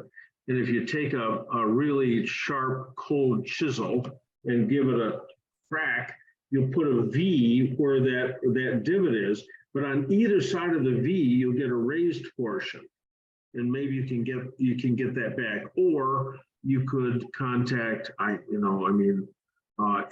might have something at Abington Spares. I mean, somebody's going to charge you $25 for one, not because it's worth it, but because they got to go find it and they got to put it in the box and they got to send it to you. Or Joe Curto or Abington Spares or something, or you might try. I don't think solder would work. solder might work, but I think that'd probably run around the ridge. Yeah, pretty soft. I actually bought one. I was buying a rebuild kit for a fuel pump and from SU, and they sell the thing, but if I remember right, it doesn't have the little kink in it. It must, because it's function, because if you look on the bottom side of it, it's got a line on it. You put that line at the rear side of the air piston, so you get the needle biased correctly.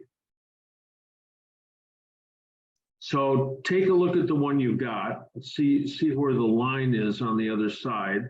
Although some of them don't have a very obvious line, because on the side of that barrel is a great big divot where the screw goes that holds it in place. There's right. two styles of those. Mm-hmm. So. Okay, and by biasing it, that's telling me, correct me if I'm wrong, but that this little, whatever we're calling it, the divot or the nub facing down, it should be pressing against the little disc at the top of the needle.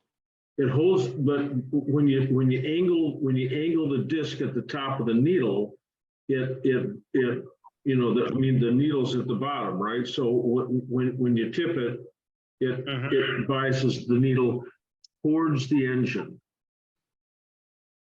Okay. Yeah, so the flaw, that little thing should be against the disc. Yes. Okay. Yeah. Great, thank you. I guess that was not arcane, or you're just that good. I know the answer. If you get the needle biased in the wrong direction, the car doesn't run correctly. It's they got fixed needles. Those last through 1968, and then as soon as you get ventilated carburetors, where the air comes in on the side through the brass tubes, 69, they get rid of the Smith's PCV valve and put those ventilation tubes in. That's when they go to the spring-loaded needle, and again, it's cost. It was cheaper to put that nub on that barrel and put a spring in that little flange on top of the needle than it was to have somebody sit there and fiddle with trying to get the jet exactly centered on the carburetor. These are self-centering. So it was just a function of price, I'm sure. Okay. John? Yes. Real quick on Greg Fisher's windshield. He's working on that. He should pay attention to the 2 screws on top of the windshield, because if he puts them in the wrong place, they're going to crack the windshield. That is for sure. Thank you, George. Windscreens are dicey to do. You've got to make sure that the screws that you're using don't go in. And also, more on windscreens, I would throw the visors away. I take the flanges off and just throw them away. What good are they? But if you want to have them, if you do, then you can't rivet. You can't find a steel pop rivet that's going to hold that flange in place. So while it's apart, put in a 1032, I think it's a 1032 insert helicoil. Put a 1032 helicoil in there, and then make sure that the screws that you're putting in, mount the flange, mock it all up beforehand, and then you can tighten the flange up with machine screws, rather than trying to hold the flange against that top bar with rivets, which never are tight enough and always come loose. So anyway, that's just another little comment. But George, thank you very much. Yeah, and MGT types and MGAs. Oh my gosh, the screws come in from the side. So oh my gosh, that is a terrible terrible. George, what screws are you referring to? Your Phillips screws that are on the top. There's two are longer than the rest, I believe, and you got two short ones. You have to get them in correctly. I cannot remember the exact order there, but I know that Yeah, it's important. at the end, You'll waste a brand new windshield putting it together. You'll Well, crack the windshield is the original. The windshield is original windshield. I have two windshield frames. I pulled another frame off of a '73 parts car I had. It had a broken windshield. I just took the windshield out and tossed it. But so I've got two frames. I'm re-anodizing both just to figure out which one's best to use. what George means is that if you put a screw into the top frame, flathead screw, Phillips screw, that's too long, it'll go down and touch the glass. It'll go through the rubber, the rubber that goes around the glass. It'll go through that. If it touches the glass, it cracks the glass. So just put the whole screen together without any glass first, and just make sure everything fits and no screw comes through so far that it's going to hit the glass, and then take it back apart again and then assemble it with the glass. Yeah, I got it. Yeah, I noticed there's not a lot of tolerances there at all. Very thin tolerances. And for all that work you do, polishing it all up and getting it all anodized and everything and making it look real nice, when you put it together, it's like frame up carpentry. I mean, there's just gaps everywhere. So you have to fill all those gaps with something. And that's a question I don't have an answer for. But you've got to use some kind of soft black putty that's going to stay relatively supple for a long time. Black silicone is what I've heard as I'm doing my research. You don't want something that's going to dry. You want to stay something that we used to call it dum-dum, I don't know, or black mastic. But keep reading. You don't want something that's going to dry. It may be like John, a plumber's putty or something. John, I have 3 comments on the windshield. Yes. Assembly. I just did a 63, and that doesn't use Phillips screws. It uses slotted, and there were 3 sizes. I had a 3/8 length, a 1/2 inch, and a 5/8. And I went to the local auto body paint store, and they sold tubes of black adhesive that never sets. That's used on modern cars for windshields, and they recommended that for filling those gaps. What, And do you have a trade name? Do you have a trade name or the auto parts store or something? Well, it was the local auto paint store. They're called Pavies, and they offer PPG paints. But anyway, there's a 3M I think a knowledgeable product. There's a 3M product like that. But it's specific for windshields, and I would Okay. think a knowledgeable paint shop would be able to help you with that. You can also buy it. You can also buy it at AutoZone. It's a Butyl. It is a 3M. It's expensive. It comes in a tube just about the size of a like a caulking tube. For a caulking but gun, exactly. Yeah, it's about $35, so it's not cheap. Make sure you get the good stuff, but it's a 3M product. They do sell it at AutoZone. They stock it. Yeah, I'll go down in the basement and I'll get back on the phone or the call with you with that in a minute. Okay. But the other thing I was going to tell you is I bought the replacement seal that goes between the windshield frame and the car body from Moss. And that is a bear to compress down to get your body bolts back in for the frame. And I went to an outfit in Canada, McGregor, British Car Supply. Martin McGregor. Yeah, and I used his seal on the last one, and it was much easier. His only caution, and I think you recommend the same thing, is putting a little silicone at the fender bead lines to ensure you don't get a leak. If you want to explain to the group what you do, he recommended the same thing.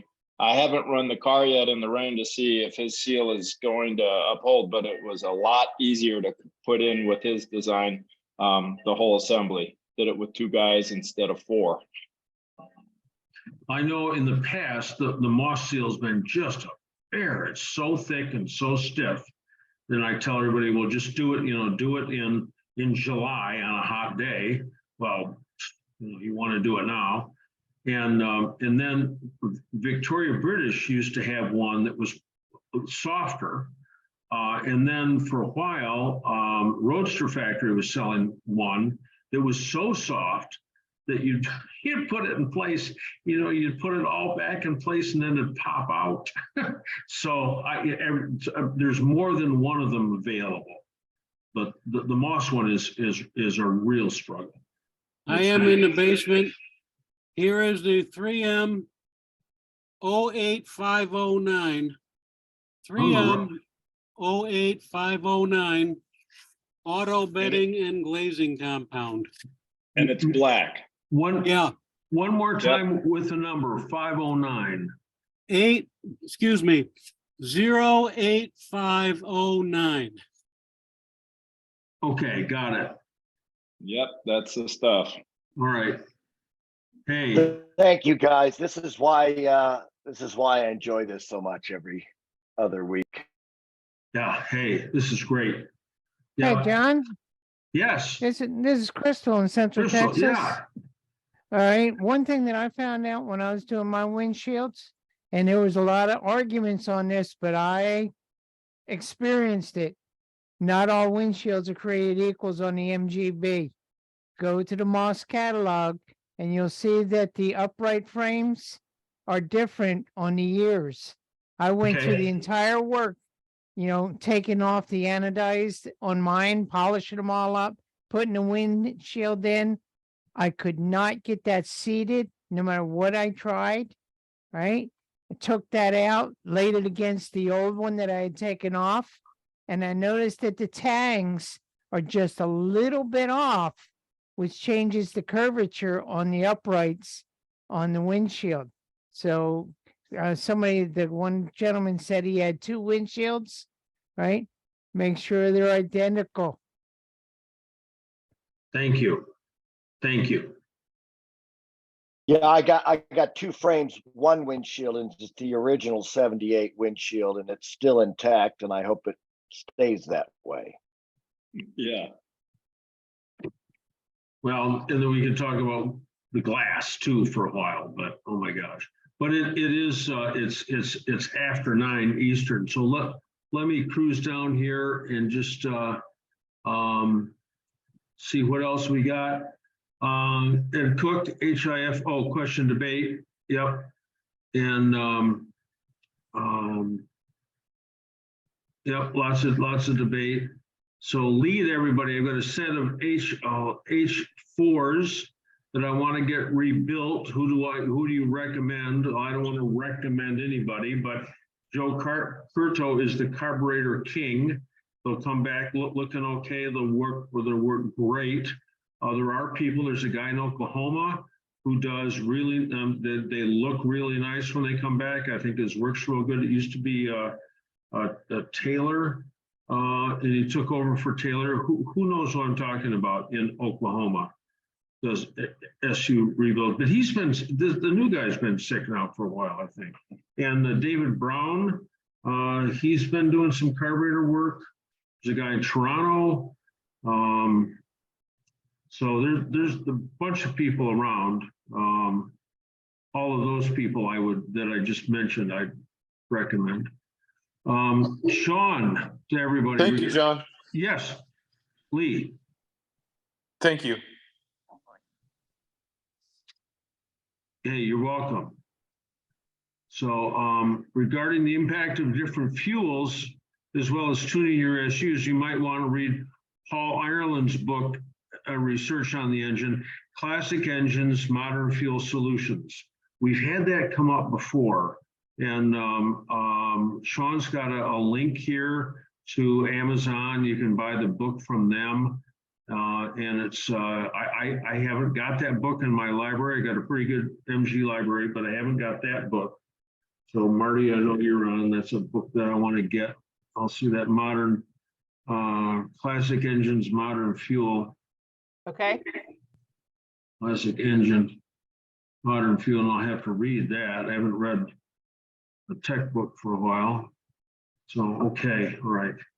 John, And if I can, yeah, Bob. again on fuels, I run 93 octane MIB, and I get better gas mileage. And then the brand makes a difference. I run a brand name, mostly Marathon, but when I ran Sheets, a few tanks, I lost 2 miles per gallon. And that was weird. And then I went back and put the brand name gas in, Marathon, and my gas mileage went back to where it was. When I run 87 octane, I get a little ping. And I'm not too fast on time. I do what you recommended, 32 degrees. And but my head's been shaved a little bit, and I have the 8.8 to 1 pistons, larger valves, but the 93 octane gives me the best mileage. Okay. Well, the higher compression, the higher octane you need to run. Yeah. You know, if you're running a 18V, stock 18V, you know, low octane is fine. And mine's not 100% stock, but, and I didn't want to start a controversy, but I'm just, the fact is I get better mileage, and I got the higher compression pistons, and the head's been shaved, and I got larger valves. Yeah, as I say, if you have a stock engine, then for like the 18V, then it's fine with the low octane. That's what it was designed for. But all the high compression engines before that, you really need high octane. Yeah, whatever happened to Sunoco 260, huh? That book that you're talking about, I read it, and it's basically based upon the MGTC engine, but the principles apply to all the MG engines. Okay. Thank you. Thanks. John? Yes. Over George. the years, they've changed the ratings of octane. They've changed that scale. And that's another thing that's different today than in past years, is they've changed that scale. And I'm not sure what it is, but they have changed it. So back in the early 60s, what 260 was, right, and what the octane we have today are two different things. Okay, got it. Well, there's the R method and the M method, the research, and what's M method? Method, that doesn't make sense. There's R, and so most of the gasoline we buy at the pump is R plus M over 2. It's the average of the two ways that it's done, but I know it's not the same in England. If you look, you know, the octane in England is rated differently than it is here. So that's That R&M is research and motor octane. They run it in the engine. okay, Barney, research and motor. Thank you, Barney. Thank you. So I don't know, you know, pool gasoline from 1950, there was 80 octane. I don't know. I don't know which one of those two is the lower of the two, but thanks. That's George is real kind to bring that up. That's absolutely true. I thought as the octane levels go up, the energy level goes up in a gallon of gas. Similarly, when you put ethanol in it, the energy level goes down, so your mileage would get poor. Despite what the fuel companies will tell you. Yeah. Well, yeah, I mean, a gallon of gasoline has got 120,000 BTUs, and a gallon of ethyl alcohol's got like 40,000, 50,000 BTUs. So help me out. I mean, if you're going to mix 10% of it, you're going to reduce the overall, but the octane has to do with the speed of combustion. And so that's an issue. So there's a whole, maybe some other time we'll get somebody come on here and dazzle us all with stories of octane and fuel combustion speeds and pinging and detonation and pre-ignition, and hey, it's a whole industry, obviously, by itself, and a whole scientific research. All that's in that book. Okay, thank you. We got to get the author Okay, Bruce, here, we're off subject. Well, we were with the windscreen. Moss sells a harmonic crank balancer for $369. So I'm guessing $400 in my case. I love anything that provides smoothness and minimizes the noise and so forth. Is it really worth it? Well, all the MGBs, all the MGB engines from the 18 GB engine onwards had a harmonic balancer, and that's two rings separated by a rubber. Prior to that, it was just a steel pulley. So, and when you buy a supercharger, it's just a steel pulley.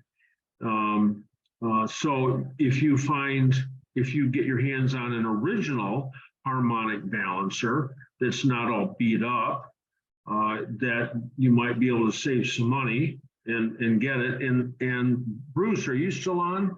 We still got 132 people on it. Bruce, have you waited for your answer for half an hour, for 45 minutes, for an hour? Yeah, I'm still here, but what year do you have? I got an 80. Well, you already got one.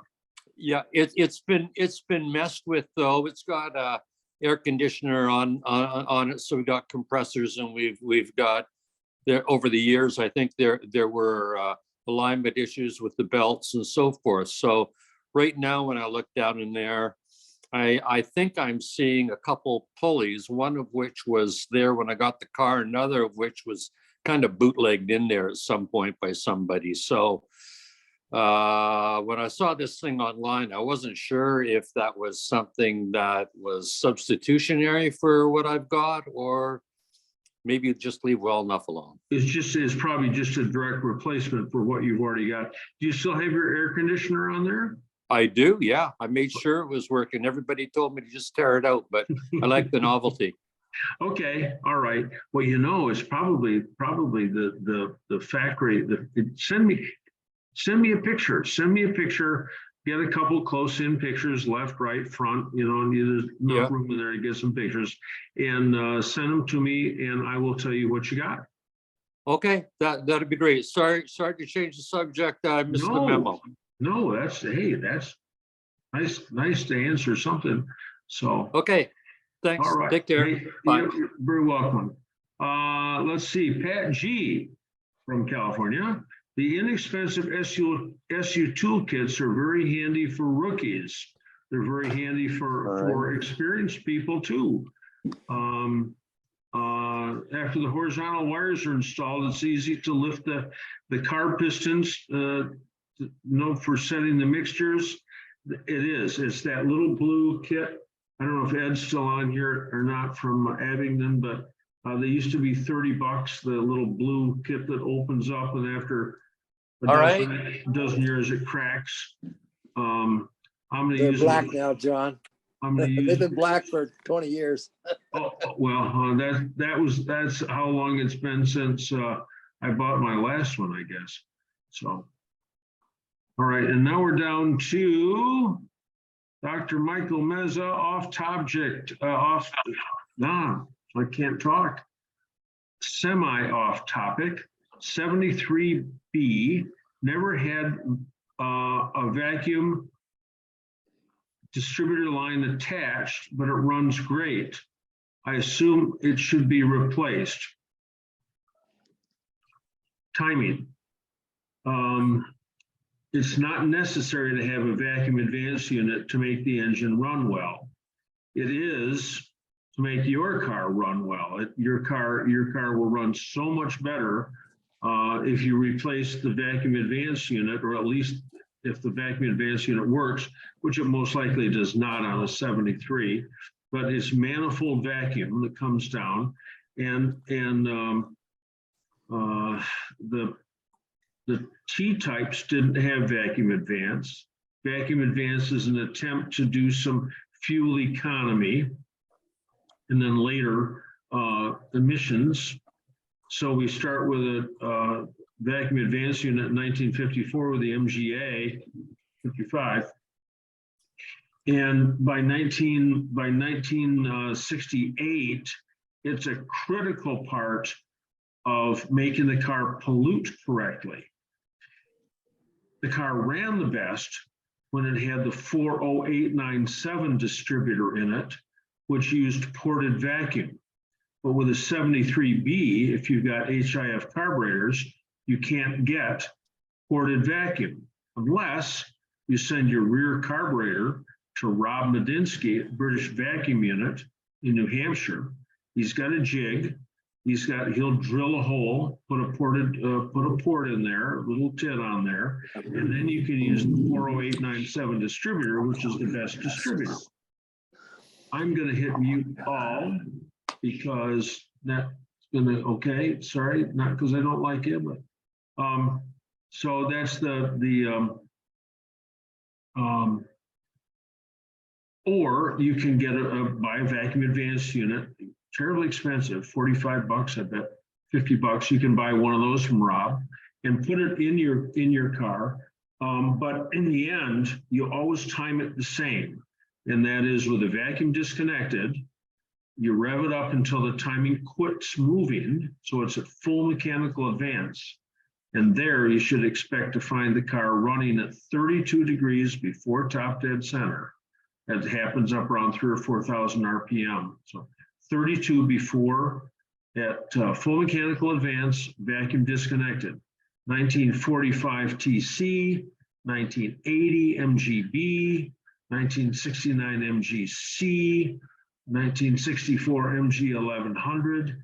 All of our cars, 32 degrees, except the twin cam and the V8. So that's the timing on that, but it'll run better with that vacuum advance because it's going to pull the vacuum ahead at idle. It's going to make a big difference. Pat thinks that the SUs changed to spring-loaded pistons during the TD production. I don't think so. I don't think so. I think it was later. And here we've got 3M 08509 for windshields. That's very nice. And Doug says, often you may see the octane rating as R plus M over 2. One value is research. Anyway, that's it goes on here, but we'll talk about octanes sometime. But in the end, you don't want to screw around with all that stuff. You just want to go down and buy the gasoline at your local station. Although Bob says, buy premium or buy good quality gasoline, not the Marathon he likes in his case. But tune your car to your gasoline and just keep buying the same gasoline. Evan Riddle, replacing external float bowl tubes, told Moss to get new jet bushings, etc. So we're starting to, we can only run a couple more minutes here and we're going to have to end, but Evan, are you still on by any possible chance? He's talking about the tubes, that Ed Cook doesn't like on the HSs, but with the spring wound around them for heat. Yeah. Oh, Evan, you're down there. Okay. Is that what's is that what the problem is? That tube that goes from the jet to the bottom of the float bowl that's cracked? Yeah, yes, and it sticks, man. Yeah, it needs to be you have to jam it in there. There's no way. No, it's going to have to, I guess, have new bushings and everything. That's jets, right? If you need new tubes, if there's a problem with the tubes, then you got to buy whole new jets. And those got to be pushing 50 bucks a piece now. Everything's so phenomenally expensive. But the end of that, you've got the gland nut, and then sitting right in front of the gland nut is a little brass washer, and sitting in front of that is an O-ring, like maybe a number 4 O-ring. You can get that. You can get that at the hardware store. It'd be better if it's Viton. It would be better if it was Viton, but it's so trapped in there that, you know, under such compression that even if it's just regular, it's going to work. So you pull the spring back and you pull the nut back and you put the washer on, and then you put that O-ring on and make sure that the hole that goes into is nice and clean. Use a lot of grease. I love grease on all that stuff, and push that jet in there as far as it'll go, and tighten that gland nut up with your 7/16 wrench, fit, if that'll fit, or your 1/4" British wrench, and until it's snug. Yeah. Yeah, and then the new jet bushings and everything, it'll be nice and free when I get this from the carburetor place. Yeah. Yeah, excellent. Well, thank you so much. Sorry I missed you. I'm in Mobile. Sorry I missed you. I work on Saturdays. Oh my gosh. Okay. All right. All right. Thank you. Thanks. All right, Sean. Paul Ireland also wrote a number of fuel articles. You can find them totally T-types to here, and that's ttypes.org. So there's a lot of information out there about fuel, you know, and everything. So that's very handy. Oh, here we go. Mike Meza. Replacing the master cylinder, the brake master cylinder. I too need the spring and trap valve for the rear system. Where can I find one? I was just reminded of Matthews Foreign Cars, which is down here in the south someplace. I don't know anything more about it. Bob and Gloria love a Triumph. Oh, come on, what's it?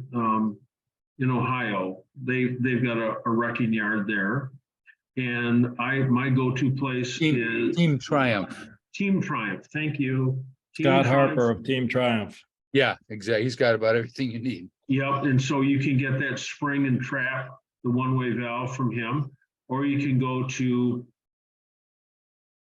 Sports Car Craftsman. I usually say their name about 200 times per Zoom session, but I missed doing it 200 times tonight, but there's one. So there's a couple places around. You just got to find someone with an old master cylinder, MGB or MG midget, will work. So, Thank you, John. Yeah. Okay. All right. And we are. Pat G weighed in and said, dampener dudes. But I remember the damper doctor. That's who I remember. But you can always get a harmonic front pulley rebuilt from Damper Doctor or Dampener Dudes. So anyway, so I have to. Oh, Matthews is in Birmingham, Alabama. My guy in Evans says that. And now I'm down to the end. We ran all the way through the end, and we're not even at 9:30 Eastern yet.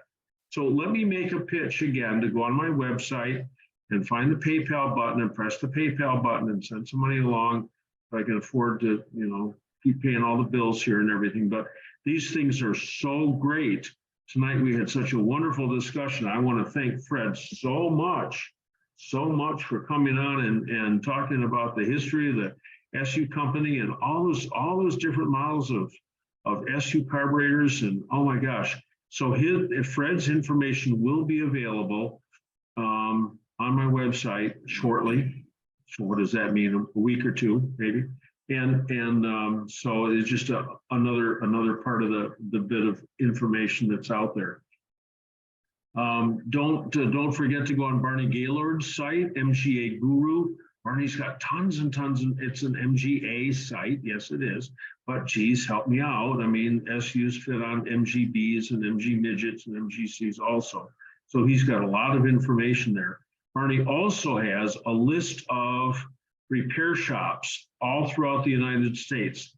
I haven't been on there for a while. I don't know if Barney's got subcontractors. You got subcontractors in there, like the distributor guys and the dampener doctors and stuff like that, Barney? Yeah, I do. It's a list of shops, like anyone you would write a check to if you were restoring your car. So it's shops that do repair, service, restoration, people who supply parts and rebuild components, all of North America, including Canada. Okay, thanks. Thank you. 1,100 shops on that list. 1,100 shops. Okay, does that include the ones you got lined out because you went to visit them and it said closed, or is that 1,100 operational ones? Yeah, that includes the ones that are lined out. There's probably about 900 operational ones. We got photos and notes to go with all of them because we visited all of them. Okay, all right. Where's the list? Where is the list? mgaguru.com. The wonderful, wonderful site. I got a note from Esposito, John Esposito, this morning from Quantum Mechanics. He's one of the only guys out there who's doing gearboxes. And he sent, once you put it in the box and send it someplace, it doesn't matter if it goes across town or other side of the world. But anyway, he's in Connecticut. He does gearbox rebuilds, and in my mailer, I called out that word that I'd seen on dictionary.com, repristinate, which sounds like some bodily function or something. But anyway, I thought, forget restoration. Let's all go with I've repristinated my car. So anyway, I got a note from him that says, okay, sure, I'll use that word now. So anyway, just some humor, but yeah, there's a lot of individual people. Peter Caldwell, I tried to remember his name earlier today. He does shocks in Madison, Wisconsin, Worldwide Imports. He's the one with the Australian commercial vehicle, 6-cylinder with a single inch and a quarter carburetor on it. It just looks so wrong, but it depends on the kind of use you're getting and what kind of speeds you're after and so forth. So anyway, lots of individual people out there. Anyway, I want to thank Fred again. Thank you. And thank everybody for being on and wish everybody safe driving. Drive your car. I had some pictures up there of SUs where people had left the gasoline in their carburetors for too long, and then it does damage. So drive your car. And we'll look forward. Our next seminar is 2 weeks from tonight. It is on the 20th. Blair Weiss will be on talking about LED headlights, maybe some more about LEDs, LED lamps, and so forth. It is a brand new, well, my daughter got a doctorate in chemistry, and when she started off in college in 2000, help me out, 4? When did she start in college? 2004. Started taking chemistry classes. LEDs were just starting to show up in the universities and is a wondrous thing. And here we are, we're just 20 years later, and it's completely changed illumination. And of course, that includes us. So that'll be a fun discussion. So anyway, if you want to get in touch with Fred, what's your email, Fred? So Fred M. Horner at gmail.com. M for MG, Fred M. Horner at gmail.com. So, and if you've forgotten, you can send me a note on the website, and I'll refer you over to Fred. We'll get his PDF of all that information available to you real quickly. So we'll start to shut down now. Thank you very much for being here. Everybody, George, thanks for coming on. Jim Pastor, thank you for being here. Judd, I hope you get your computer fixed and it's not flashing away. Barney, it's always as noisy as it ever is. When you unmute yourself, it's like you get bashed. Bob and Gloria, thanks for weighing in with everything. Pat G from California, thanks for all your tips and everything. Ron Nugent from Pasadena, I see you're on tonight. It's real nice. I got my daughter's car. Oh, Doc Rosefear, see you on? Yeah, Ron, I just, my daughter was able to get her car up to about 3,500 RPM and the tach would start to bounce and it started to run like crap. So I got another distributor and just worked with her yesterday and got her to pull the distributor out of her car and put the new one in. You know, it works. What distributor? What distributor did you use? 40897. No, absolutely. You know, just a rebuilt Lucas unit. That's what was in there. I don't know what happened to it, but it ain't got very many miles in it. Well, this is the one I drove over to your house. So now does she drive the MG much? Well, she hasn't for the past 4 or 5 months because the distributor's been wonky, but she'll start driving it some now. Good. Yeah. Have a good time in England. Drink a Guinness for me in the pub there, John. Okay. All right. Yep. I'm real eager to. I haven't been there. Last time I was in England was 2018. I did that was that 5 years ago. Well, 4.5 years ago. I did some seminars for the MG Owners Club. Time to get that set up again.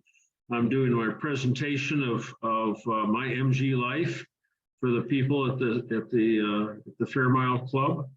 All about how I got, how I got the call, in November of 1971. God opened up, the clouds and yelled at me and says, "Kid, you're going to be the MG guy." So anyway, I've been on that track since. That's when I decided to go to England. Tom Snook, I just saw a picture of you. Where did I just see a picture of you? In a tech seminar.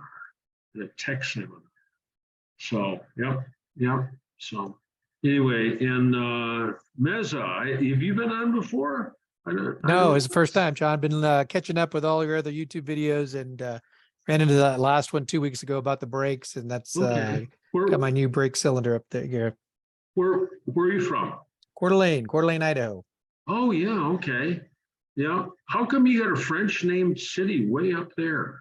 That's somehow related to the Indian tribes. Okay, all right, okay, all right. Well, French, the French were all over for a long time. So French trappers up there. Yeah. French trappers, yep. Coeur d'Alene, heart of an all. So Marty, thank you for being on tonight. So talk to you tomorrow, I'm sure. So, yep. So who else is on here? So Francis, Mern, nice to see you. Dave Basili, thank you. So looking here for Dave Smittle. Yep. Sean English, Sean English, just as I said his name, he winked off. And Doug Clark, what was our count tonight? Oh, hi, John. Yeah. I counted high water mark was 217. Okay, well, I wrote down 216. I just happened to glance and I wrote down 216. And so anyway, have a great time in England. What I'd like to know is, John, are you going to be wearing your pith helmet while you're over there? Okay. Okay. Well, it would fit in the overhead compartment, so you wouldn't, and you probably, I'm just wondering whether you get it through customs, but it would, you get a lot of hits on your, you get, if you wore it there, you get more hits than Britney Spears. So. Okay. Worth it. I don't know.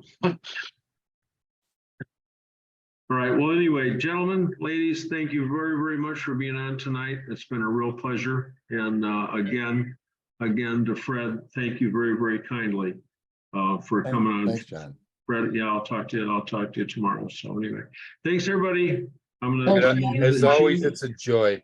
Thank you. Cooper, I'll see you up in Mark's place in May. So yeah. All right. All right. Thank you.